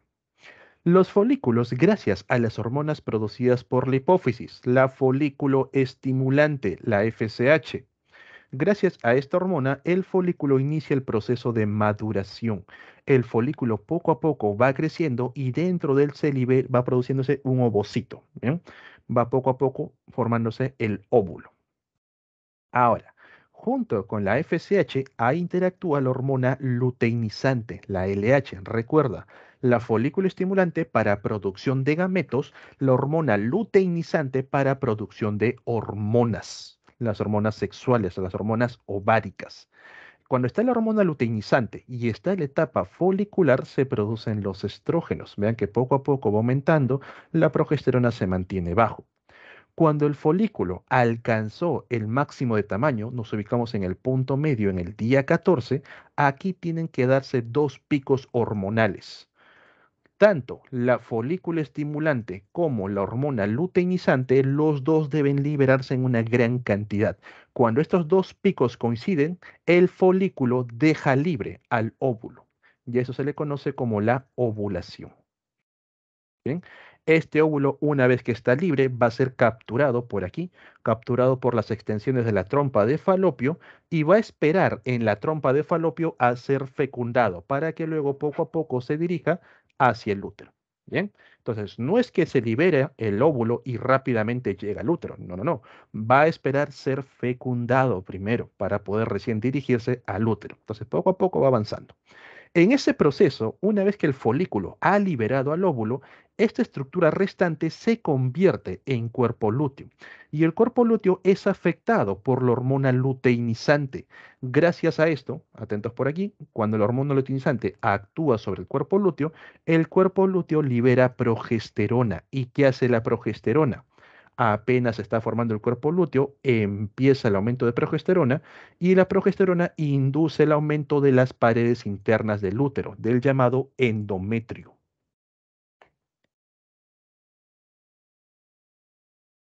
Ay, el cuerpo lúteo está en su máximo esplendor, la progesterona se mantiene alta. Y si la progesterona está alta, el endometrio también está alto. Pero el cuerpo lúteo es una estructura que poco a poco se va degradando hasta que finalmente desaparece. Cuando el cuerpo lúteo se degrada, la progesterona cae. Y si la progesterona cae, ¿quién cae con ello? Cae el endometrio, iniciando el proceso de menstruación, renovando nuevamente el endometrio y otra vez empezamos con la fase folicular. Un nuevo folículo va a entrar en el proceso de maduración. Bien, de esa manera, mes a mes las mujeres van menstruando. Profe, ¿por qué las mujeres embarazadas no reglan mientras dura el embarazo? ¿Qué ocurre? Al momento que el ovocito, al momento que el óvulo ha sido fecundado, este óvulo va a formar una membrana que lo rodea. Esa membrana se le conoce como la membrana coriónica. Y la membrana coriónica va a producir una hormona llamada la gonadotropina coriónica. Esta gonadotropina coriónica es la hormona que es medida en sangre para ver si la mujer está embarazada. ¿Qué hace la gonadotropina coriónica? La gonadotropina coriónica actúa sobre el cuerpo lúteo impidiendo que se degrade, no permite que se degrade, hace que el cuerpo lúteo se mantenga durante aproximadamente 5 a 6 meses. Profe, pero el embarazo no dura de 5 a 6 meses. Luego de eso, ¿qué va a pasar con el cuerpo lúteo? Luego de ello, el cuerpo lúteo se degrada sí o sí. Durante esos 5 o 6 meses, como el cuerpo lúteo ha estado presente, la progesterona se mantuvo alto. Y al haber estado alto, el endometrio tampoco se cae, se mantiene alto. Luego de los 5 o 6 meses, el embrión ya formó su propia placenta y la placenta tiene la capacidad de poder producir su propia progesterona. Por ello que no va a caer el bebé durante los otros meses que ya no hay cuerpo lúteo. Y también cuando una mujer da a luz, el médico, el médica, los enfermeros tienen que sacar la placenta para que el endometrio, como ya no hay progesterona, se renueve para un posterior embarazo. Bien, de esta manera van a trabajar las hormonas sexuales. Profe, ¿y para qué sirven, cómo sirven las pruebas de embarazo o cómo se utilizan? Porque lo miden todo en orina. ¿Qué ocurre? La gonadotropina coriónica es medida en sangre, directamente en sangre, prueba de embarazo en sangre. Pero a nivel de lo que vienen a ser las pruebas de embarazo, que quizás algún día tenga que comprar, chicos, para que conozcan, esa prueba de embarazo ustedes van a ver que presenta una pantallita con dos líneas. Entonces la orina va a ir en el borde, en el sensor. Una de las líneas, cuando se marca, indica positivo para progesterona. Está detectando, o sea, que la prueba sirve para progesterona. La otra línea te va a indicar únicamente si la progesterona está alto. Si la progesterona está bajo, pues quiere decir que ya el endometrio en un momento va a caer. Pero si la progesterona se mantiene alta, eso es lo que evita que el endometrio caiga y puede ser que se deba a un tema de embarazo. Bien, porque también hay otras condiciones, por ejemplo, la presencia de quistes o la presencia tal vez de alteraciones hormonales que evitan que el endometrio se forme. Entonces, una chica se encuentra asustada, profe, estoy en el mes, no viene la regla, ¿qué ha pasado? Y al momento que se hacen análisis de sangre, detectan que sus hormonas no se han formado correctamente. Entonces, al no coincidir en un punto, el folículo no ha liberado al óvulo, por lo cual no hay cuerpo lúteo. Y al no haber cuerpo lúteo, el endometrio tampoco se formó, por lo tanto, tampoco va a bajar la regla. En otros casos, también tienen alteraciones en cuanto a lo que vienen a ser los propios quistes. Cuando se desarrollan a nivel de los ovarios, a veces impiden desarrollar los folículos correctamente. Entonces, no hay folículos, no hay cuerpo lúteo, el resto de las hormonas no trabaja correctamente. O hay quistes a nivel del cuello, a nivel del útero, lo cual impide que el endometrio también se forme correctamente. Frente a eso, ya las señoritas también deben saber, hay tratamientos directamente hormonales. Tienen que acudir con el ginecólogo de confianza, el cual va a analizar cuál es el tratamiento más adecuado, si con hormonas directamente para la hipófisis o con hormonas ováricas frente a todo ello. Bien, ok. Continuamos, chicos. ¿Preguntas, dudas? ¿Todo bien?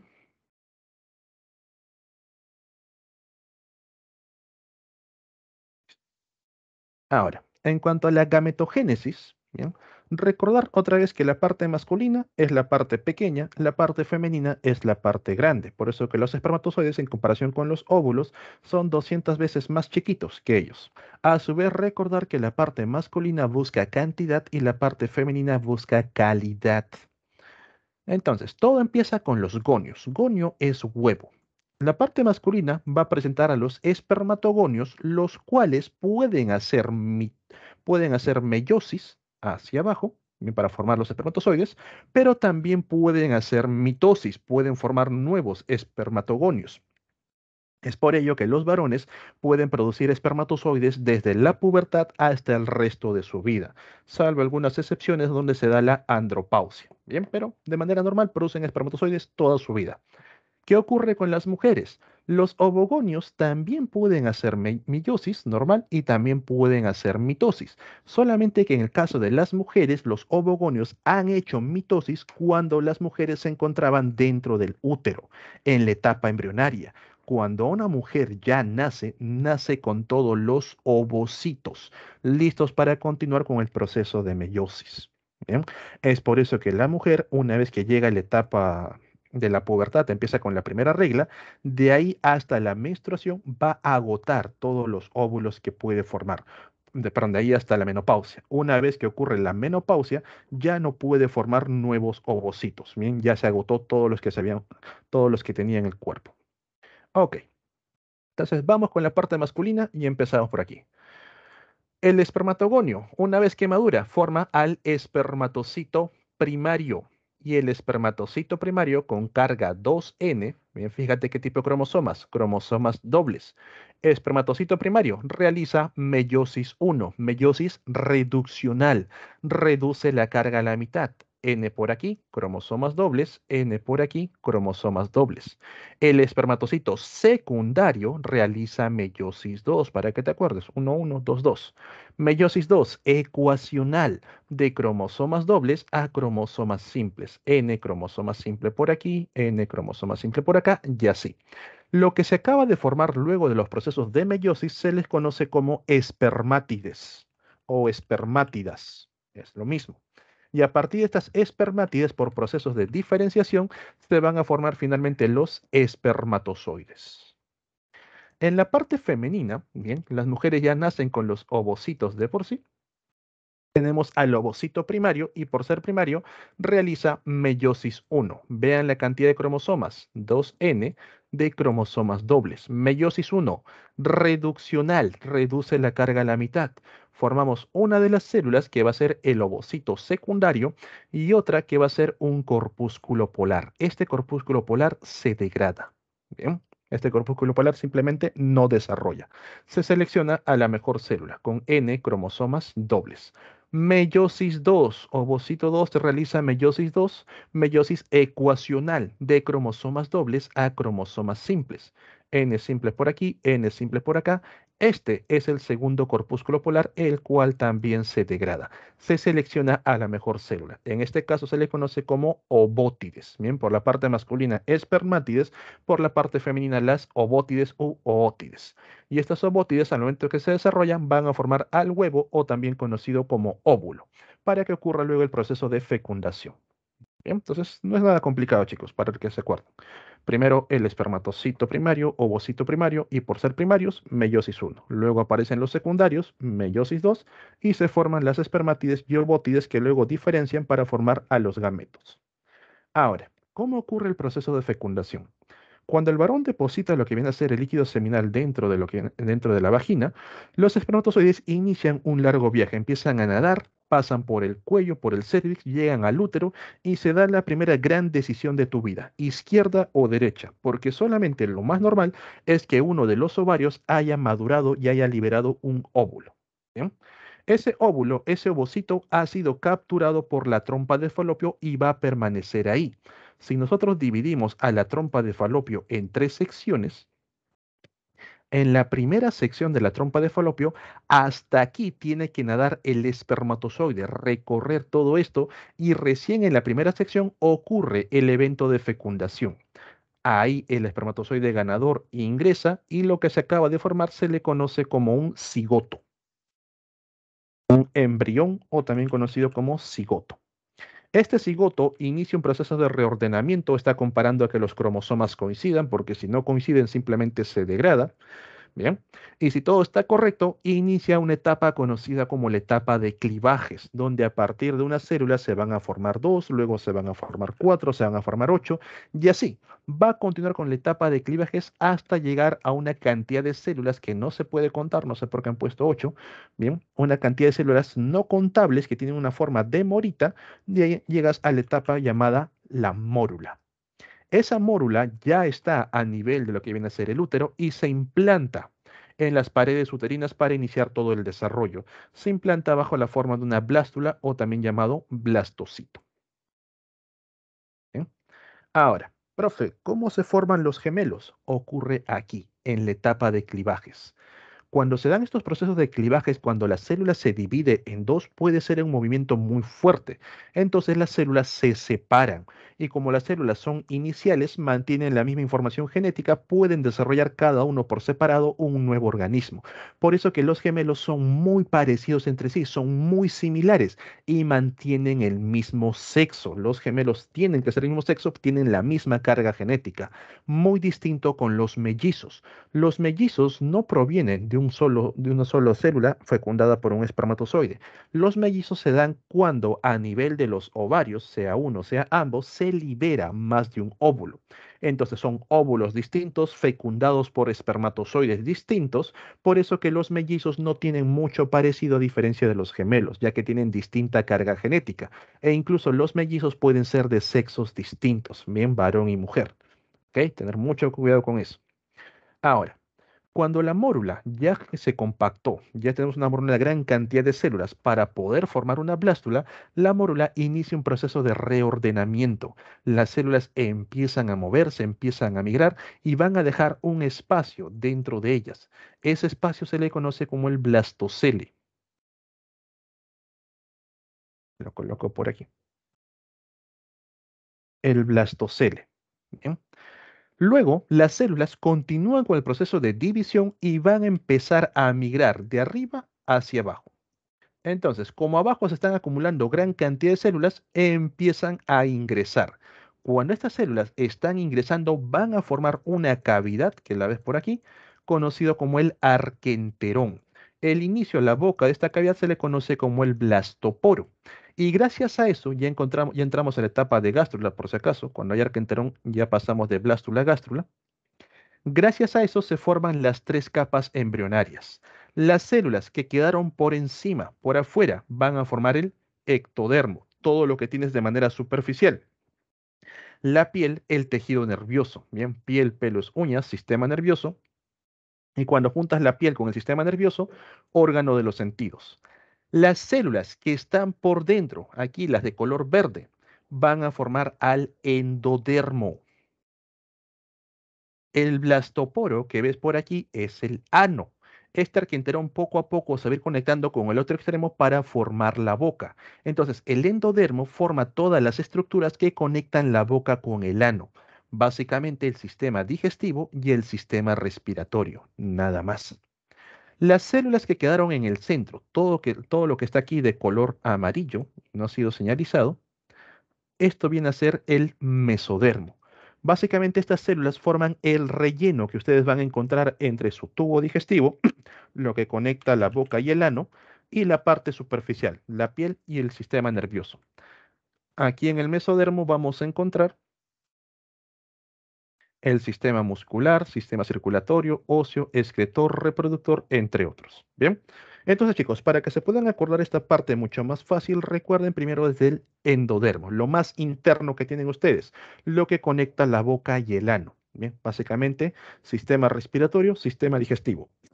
Lo más externo, la piel junto con los nervios, ¿bien? Y en conjunto forman órgano de los sentidos. Y el resto, todo el relleno, huesos, músculo, grasa, todo eso, proviene del mesodermo. ¿Bien? Entonces, de esa manera todos nosotros nos hemos desarrollado, formando primero lo que viene a ser el ano y posteriormente la boca, gracias al movimiento del arquenterón, que es todo este espacio que está por dentro. Ya para finalizar los temas reproductivos, generalidades sobre ellos, tenemos que hablar también acerca de la partenogénesis, que es un evento muy peculiar, donde a partir de un huevo no fecundado con carga haploide, se forma un organismo. En este caso, por ejemplo, para las abejas, las termitas, las hormigas, a partir del huevo no fecundado surge un organismo conocido como el zángano. El zángano únicamente surge con fines reproductivos para reproducirse con la reina. Entonces la reina coloca su huevito no fecundado con carga N, el zángano deposita los espermatozoides con carga N y ahí aparecen organismos diploides, los cuales van a formar a las nuevas reinas, a las soldados y a las obreras. ¿Bien? Entonces la partenogénesis es el desarrollo de un individuo a partir de un huevo no fecundado. Principalmente lo encontramos en insectos, pero también en algunos anfibios y raramente en humanos. Bien, raramente en humanos. Luego tenemos, de acuerdo al tipo de nacimiento, los llamados organismos ovíparos, aquellos que ponen huevos. Bien, dentro del huevo encontramos los nutrientes necesarios para el desarrollo del embrión y los huevos se depositan de manera externa en un nido. O tenemos a los ovovivíparos, aquellos que también desarrollan dentro de huevos, pero los huevos van dentro del cuerpo de la madre para que luego finalmente salga el embrión desarrollado. En contraparte tenemos a los vivíparos, aquellos organismos que se desarrollan completamente dentro de la madre, no dentro de un huevo, puede ser dentro de un marsupio, dentro de una placenta, y ya luego salen, bien, ya desarrollados para formar nuevos organismos. Por último, tenemos los tipos de desarrollo. Hay organismos que presentan desarrollo llamado directo. En el desarrollo directo, el organismo, una vez que nace, una vez que eclosiona, no sufre ningún tipo de cambio, como por ejemplo nosotros, desde que nacemos hasta que nos volvemos viejos, únicamente crecemos. También lo encontramos, por ejemplo, a nivel de los grillos, a nivel de las cucarachas. Una vez que el organismo nace, sale del huevito, únicamente crece. Eso es desarrollo directo. Pero también tenemos organismos con desarrollo indirecto, los cuales van a pasar por etapas o llamada metamorfosis, como el caso de las mariposas, las abejas, las hormigas, las cuales pasan por una etapa de oruga o de larva, pasan a la etapa de pupa o crisálida y finalmente llegando a la etapa de adulta. También lo encontramos, por ejemplo, a nivel de los anfibios. Bien, los sapos, las ranas también pasan por eventos de metamorfosis, donde cuando una vez que eclosionan el huevo salen los renacuajos, bien, los cuales tienen branquias externas, desarrollan primero las patas traseras, luego las patas delanteras, las branquias se interiorizan y finalmente la cola se reduce. Entonces, esos son eventos de metamorfosis, de un desarrollo indirecto. Bien. Ok, chicos, hasta aquí es la etapa de reproducción. ¿Tienen alguna duda, alguna consulta antes de entrar a temas genéticos?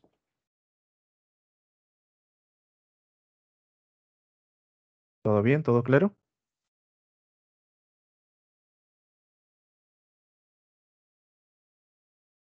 Ok. Todo bien.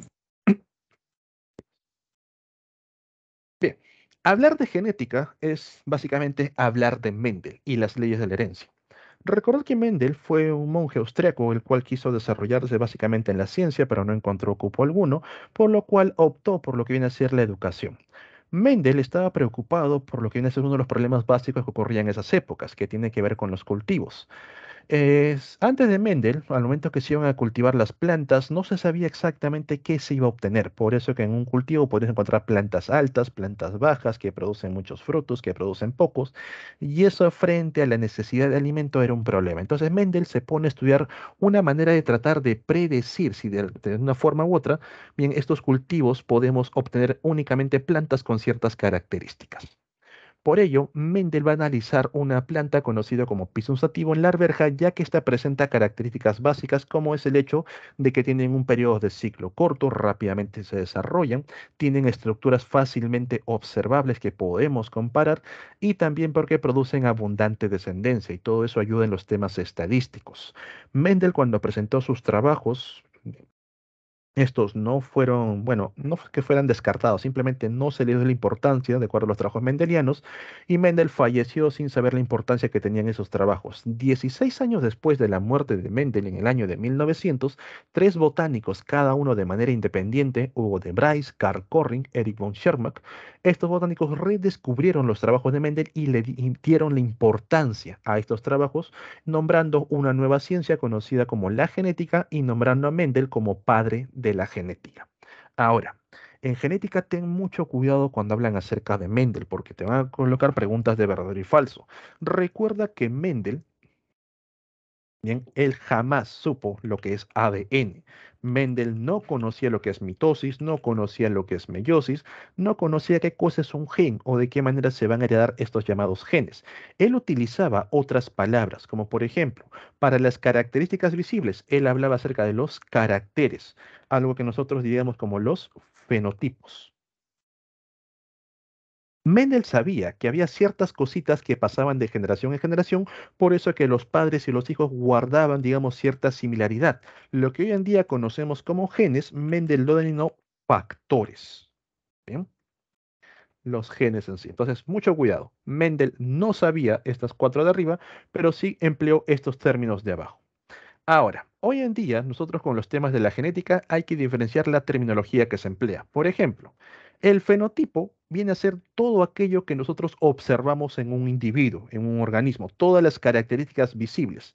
Pero este fenotipo va a depender por una parte de su genética del genotipo y por otra parte del ambiente, los estímulos ambientales. Y con ambiente no me refiero a que únicamente lo coloco en la naturaleza, sino también, por ejemplo, a los temas de contaminación, a los temas alimenticios, todo ello. Por eso, chicos, si ustedes, por ejemplo, que todos han, digamos, nacido aquí en Perú, yo los llevo a una zona ártica, van a encontrar que poco a poco la piel se va clareando. Profe, ¿por qué ocurre eso?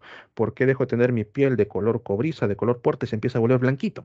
Tiene que ver con el ambiente. Ese ambiente está estimulando a que los genes presentes en la piel ya no produzcan melanina, no hace falta y poco a poco se va clareando. También, por ejemplo, vas a notar que en esas zonas árticas de color de bastante hielo, viene un color blanquecino, la luz se refleja fuertemente. Entonces vas a andar con los ojos entrecerrados y las pestañas tienden a desarrollarse más largas para filtrar mayor cantidad de luz. Ahí nuevamente el ambiente está influenciando al genotipo, a tus genes, para que pues, el fenotipo se exprese. Bien, entonces, los fenotipos que ustedes observan en las personas no únicamente dependen directamente de los genes, sino que han sido influenciados por el ambiente. Bien, profe, y a todo esto, ¿qué cosa es un gen? Un gen es una porción del ADN donde guarda información para desarrollar una característica. A esta información, al momento que se convierte en algo, se le llama el producto del gen y básicamente es una proteína. A partir de los genes se van a formar proteínas. El color de piel, el color de cabello, la forma del cabello, la talla, todo eso está influenciado por las proteínas que se desarrollan. Bien, entonces a partir del gen se forman las proteínas, las cuales brindan una característica. Pero habrás notado que hay personas altas, hay personas bajas, de cabello liso, de cabello rizado, con una tez clara, con tez oscura. ¿A qué se debe que estas personas presenten estas variantes? Porque esta porción de información puede tener variantes en sí. Existen genes y existen variantes para el gen. A todo esto se le conoce como los alelos. Hay personas que tienen variantes para color de ojos verdes, personas que tienen variantes para color de ojos azules, personas que tienen variantes para color de ojos marrones. Las variantes producen otro tipo de proteínas con lo que tenemos otro tipo de características. Como los genes están presentes en el ADN, nosotros hemos recibido estos genes de papá y de mamá. Y ahora, ¿cuál se expresa si yo tengo los colores verdes de papá y los colores azules de mamá? Entre los genes va a existir competencia, básicamente entre los alelos, para ver cuál variante es la que logra expresarse. Si ambos alelos son iguales, papá y mamá te dieron ojos azules, a esto se les conoce como alelos homocigotos, donde simplemente expresan lo que son. Si ambos alelos son diferentes, a eso se le conoce como alelos heterocigotos. Y al haber heterocigotos, aquí con C, chicos, no es con Z, vamos a darnos cuenta que uno de ellos logra expresarse. Ese que se expresa viene a ser un alelo dominante, mientras que el otro que ha sido opacado no está presente, se le conoce como el alelo recesivo. Entonces tenemos homocigosis dominante, ambos dominantes, tenemos homocigosis recesiva, ambos recesivos. En homocigosis no hay competencia, se expresa simplemente en lo que hay. En heterocigosis sí va a haber competencia, donde el dominante se expresa. Bien, entonces chicos, un alelo dominante siempre se expresa donde esté, ya sea homocigoto, ya sea heterocigoto. Si hay un dominante, se va a expresar. Mientras que un alelo recesivo, bien, solo se expresa en homocigosis recesiva. Nada más. Bien. Ahora, dentro de lo que viene a ser los cromosomas, nosotros tenemos una gran cantidad de genes. Y cuando queremos ubicar a un gen en específico, hablamos del locus. Muchos genes solamente tienen una sola posición. Por ejemplo, por aquí tenemos un cromosoma. Bien. El gen se ubica en este punto, ok, es el locus de un gen, pero por ejemplo, otro gen tiene 3 puntos. Está aquí, también está aquí y también está aquí. Como se refiere al mismo cromosoma, eso viene a ser un loci, que es el plural de locus. No confundir un loci con varios locus. ¿Bien? Para hablar de loci tiene que ser el mismo gen. Pero ¿qué pasa, por ejemplo, si me coloco en la imagen que en este cromosoma encontramos un gen por aquí, encontramos otro gen por aquí y encontramos un tercer gen por acá? Eso no es un loci. Esos son varios locus, son distintos genes en distintas ubicaciones. Bien, para hablar de un loci son distintas ubicaciones, pero para el mismo gen. He visto preguntas de este tipo. Tener mucho cuidado. Bien, chicos, entonces con toda esta terminología, nosotros vamos a analizar los estudios mendelianos. Para ello, señores, recordar que Mendel trabajó con Pisum sativum, conocido como la arveja, donde analizó 7 caracteres. Estos caracteres Mendel los clasificó entre dominantes y recesivos de acuerdo a la probabilidad que tienen de expresarse, donde los dominantes son los más abundantes, expresándose en un 75% aproximadamente, y los recesivos son los menos abundantes, expresándose en un 25%. Estos caracteres se los tienen que saber de memoria, saber cuál es dominante, cuál es recesivo. Tomen screen, chicos. En el caso del tamaño, el dominante es la planta alta. En caso de la ubicación de la flor, entre las uniones, también de posición axial, el color morado. En el caso de las vainas, la vaina verde de forma inflada o de forma lisa. En el caso de las semillas, la semilla amarilla también de forma lisa. Estas son las variantes dominantes. La contraparte vienen a ser las recesivas. Entonces, vamos con la primera de Mendel. En una primera parte, Mendel quería saber de qué manera se van a heredar los caracteres, para lo cual Mendel utiliza las llamadas líneas puras. ¿Qué son las líneas puras? Aquellos organismos que genéticamente presentan los mismos alelos, son homocigotos. Y en el caso de Mendel, los mismos factores. Por aquí tenemos una semilla lisa, ambos alelos dominantes, por aquí una semilla rugosa, ambos alelos recesivos. Como ellos van a dar origen a las siguientes generaciones, a estos se les denomina con la letra P, la P de parentales. Son los que inician el proceso de segregación. Al momento que se realiza el cruce, esta semilla lisa, como tiene ambos alelos dominantes, puede aportar óvulos dominantes o granos de polen dominantes. La rugosa, por su parte, granos de polen recesivo u óvulos recesivos. Bien. De cualquier manera, al momento que se juntan el alelo dominante con el recesivo, obtenemos un heterocigoto. Esta es nuestra primera generación, nuestra primera filial. Por eso se le determina con la letra F, la F1. ¿Qué nos damos cuenta? En la primera generación, al momento de cruzar dos individuos bien de líneas puras, obtenemos el 100% expresando el carácter dominante. El carácter recesivo se acaba de perder en la primera generación. El dominante ha opacado completamente al recesivo, a eso se le conoce como dominancia completa.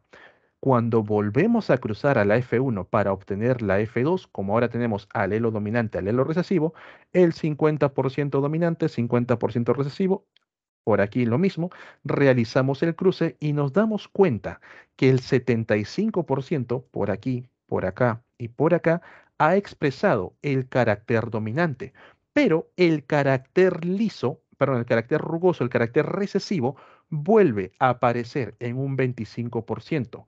La proporción fenotípica, que es lo que analizó Mendel, Mendel no sabía de genes por si acaso, viene a ser de 3:1. ¿Qué ha ocurrido aquí? Un evento conocido también como el salto generacional, donde un carácter desaparece por una generación y vuelve a aparecer en la siguiente. Quizás en tu familia lo has observado. Por ahí la abuela, el abuelo tiene color de ojos verdes y ninguno de tus padres o tíos lo presenta, ninguno tiene los ojos verdes, pero en los nietos uno de ellos sacó los ojos verdes de la abuela. ¿Qué ha pasado? Salto generacional. Como es un carácter recesivo, la probabilidad de que pueda expresarse es muy baja y en la F1, si hay líneas puras, no lo va a hacer. Entonces, ¿qué nos dice Mendel?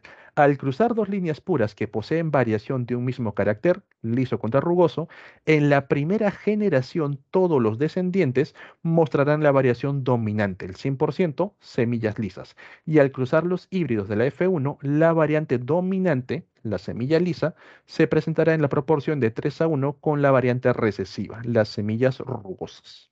Bien. Entonces, esta fue la primera idea que nos aportó Mendel. Luego surgen ciertas preguntas. ¿Tendrán que ver ciertos caracteres con otros al momento de heredarse? Por ejemplo, señores, ¿ustedes alguna vez han visto una persona con rasgos asiáticos con tez morena? ¿Han visto un chino negro en términos sencillos?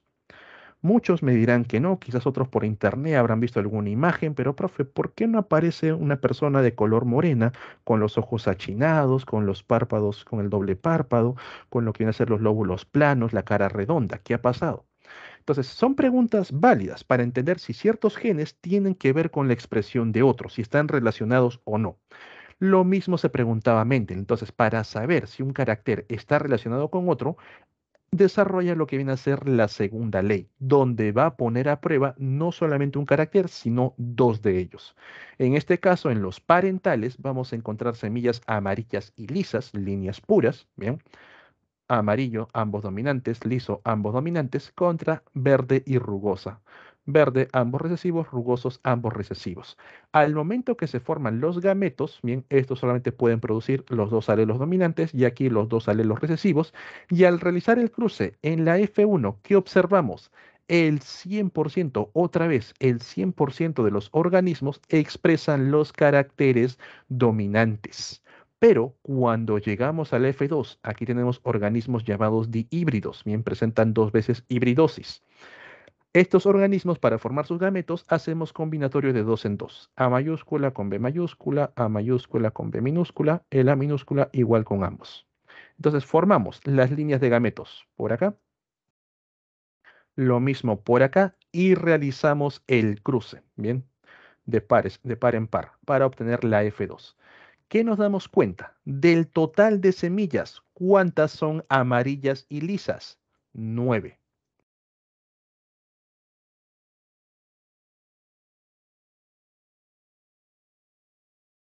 ¿Cuántas son amarillas y rugosas? 3. Están por aquí. ¿Cuántas son verdes y lisas? También van a ser 3, que están por acá. ¿Y cuántas son verdes y rugosas? 1, que está por acá. Entonces, notamos que la proporción fenotípica en la segunda generación responde al 9331. De las 16, 9 y 16 expresan ambos caracteres dominantes. 33, uno dominante, uno recesivo y viceversa, uno recesivo, el otro dominante, y uno de 16 expresa ambos caracteres recesivos. Bien. Profe, pero eso cómo me indica que realmente se han heredado de manera independiente, que el amarillo no tiene nada que ver con el verde, perdón, con el liso, el rugoso y el verde tampoco. Porque si tú simplemente haces un conteo, ¿cuántas son amarillas? Cuenta, vas a darte cuenta que son 12. ¿Cuántas son verdes? 4. ¿Cuántas son lisas? 12. ¿Cuántas son rugosas? 4. Fracción, fracción, te das cuenta que la proporción se mantiene de 3 a 1. Quiere decir que no importa las combinaciones que se realicen, cada carácter se hereda de manera independiente. Por eso que la segunda ley de Mendel se le conoce como la ley de la segregación independiente. ¿Bien? Entonces, chicos, ya saben, cuando les coloquen una gran cantidad de factores, por ahí te pueden colocar una pregunta, una semilla con 3, 4 caracteres que están probando, y la pregunta solamente va, al final, ¿cuántas amarillas obtenemos? Si me piden por una sola, aplico la primera de Mendel, de 3 a 1. Si me piden por 2 caracteres, aplico la segunda de Mendel, 9, 3, 3, 1. ¿Bien? Las preguntas de genética no son complicadas, son más que todo trabajosas, te van a hacer perder tiempo. Entonces tienes que tener ciertas ventajas. No te olvides de las proporciones mendelianas de 3 a 1 para un solo carácter, 9, 3, 3, 1 para 2 caracteres. Gracias a esto también nosotros podemos predecir qué tipo de organismo tenemos, como cuando, por ejemplo, vamos a comprar mascotas. Hay gente que le interesa comprar mascotas de raza de línea pura, otros que quieren saber si su mascota es o no es línea pura o es un chusquito. Por ello, gracias a la dominancia completa, aparece una técnica conocida como el cruce de prueba. Por ejemplo, yo tengo por aquí una semilla la cual no sé, yo la veo que es de color amarillo, pero no sé si es amarillo porque es ambos alelos dominantes, es línea pura, o es amarillo porque presenta el dominante opacando al recesivo, es un híbrido. Entonces, como no sé cuál es, yo realizo un cruce de prueba. ¿En qué consiste el cruce de prueba? Voy a tomar a esta semilla problema y lo voy a cruzar contra el homocigoto recesivo. Siempre es contra el homocigoto recesivo. Y analizo la descendencia. Si la descendencia solamente presenta una sola variante, todos los descendientes son iguales para esa variante, mi organismo es línea pura automáticamente. Pero si veo que hay más de una variante, tengo 20 semillas, de las cuales 19 salieron amarillas y una sola me salió verde, ya ese simplemente el hecho de tener una variante ya genera que el organismo haya sido heterocigoto, ya no es línea pura, ya que esa semilla verde se ha llevado un alelo recesivo que tuvo que haber recibido de la semilla de prueba. Lo mismo ocurre aquí para los cuyos. Por ejemplo, yo tengo un cuycito negro, no sé si es línea pura o es chosquito. Entonces, realizo un cruce de prueba contra el homocigoto recesivo. Si el 100% de los cuyos me sale negro, mi cuycito es línea pura. Pero si yo observo que hay cuyes negros y hay cuyes blancos, mi cuycito básicamente es heterocigoto. Para eso son los cruces de prueba. Bien. Ahora chicos, de manera rápida para que no nos gane el tiempo. Tenemos también la llamada herencia no mendeliana. Bien, recuerden que la herencia mendeliana es donde hay un dominante y hay un recesivo. En la herencia no mendeliana, en dominancia incompleta, no hay dominantes, no hay recesivos. Por lo tanto, al momento que se van a formar los híbridos, no expresan ni uno ni otro, sino que van a expresar un término intermedio, como por ejemplo en la coloración de las flores. Por aquí tenemos alelos rojos, ambos rojos, aquí alelos ambos blancos, y al momento que se realiza el cruce obtenemos un híbrido. Este híbrido expresa un término intermedio, ni rojo ni blanco, un color rosado. Realizamos nuevamente el cruce para el F2, aparecen otra vez los parentales, rojo y blanco, pero mantenemos a los heterocigotos, con las flores rosadas. Muy distinto a los casos de codominancia, donde ambos alelos son dominantes. ¿Y qué te he dicho de los dominantes? Sí o sí se expresan. En este caso, por ejemplo, para los grupos sanguíneos, cuando una persona tiene ambos alelos M, grupo sanguíneo M, ambos alelos N, grupo sanguíneo N. Y cuando presenta un alelo M, un alelo N, como son ambos dominantes, los dos se van a expresar, grupo sanguíneo MN. De una forma más visual, en el caso de los gallos, ¿bien? Una gallina negra contra un gallo blanco por codominancia, vamos a tener a una gallina negra con manchas blancas o una gallina blanca con manchas negras. Ambos caracteres se expresan sí o sí. Eso es codominancia. En cuanto al sistema sanguíneo de los seres humanos, aparte del sistema ABO, tenemos el factor RH, el factor MN, el secretor, el luterano. Son otros, pero principalmente estos tres son los que te vienen en examen. Bien, el ABO, el RH, el MN. Y para entender esto, chicos, ya la última diapositiva, el sistema sanguíneo, el grupo sanguíneo ABO. Recordad que dentro de este grupo sanguíneo, el alelo que determina para A es igual de dominante que el alelo que determina para B, y ambos son dominantes del recesivo que viene a ser O. Entre A y B existe codominancia. Entre A y el O, entre el B y el O, existe dominancia completa. Bien, una persona del grupo A tiene un alelo, puede ser los dos alelos para A o uno para A, opacando el del O. Una persona del grupo B puede ser los dos para B o del B opacando al O. El AB aparece cuando se tienen los dos alelos, el alelo A y el alelo B, es codominancia. Y el O, por ser recesivo, la única forma en la que se expresa un recesivo es por homocigosis recesiva.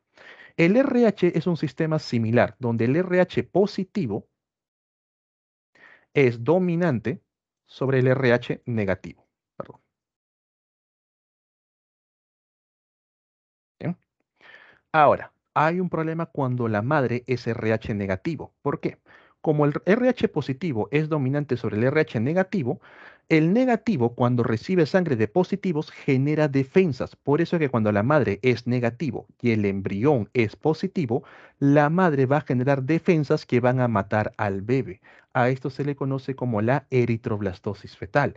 ¿Y eso cómo se da? Tener mucho cuidado cuando la madre es RH negativo y el padre es RH positivo, porque esta combinación positivo-negativo le gana, los hijos van a ser positivos dentro del cuerpo de una madre negativa.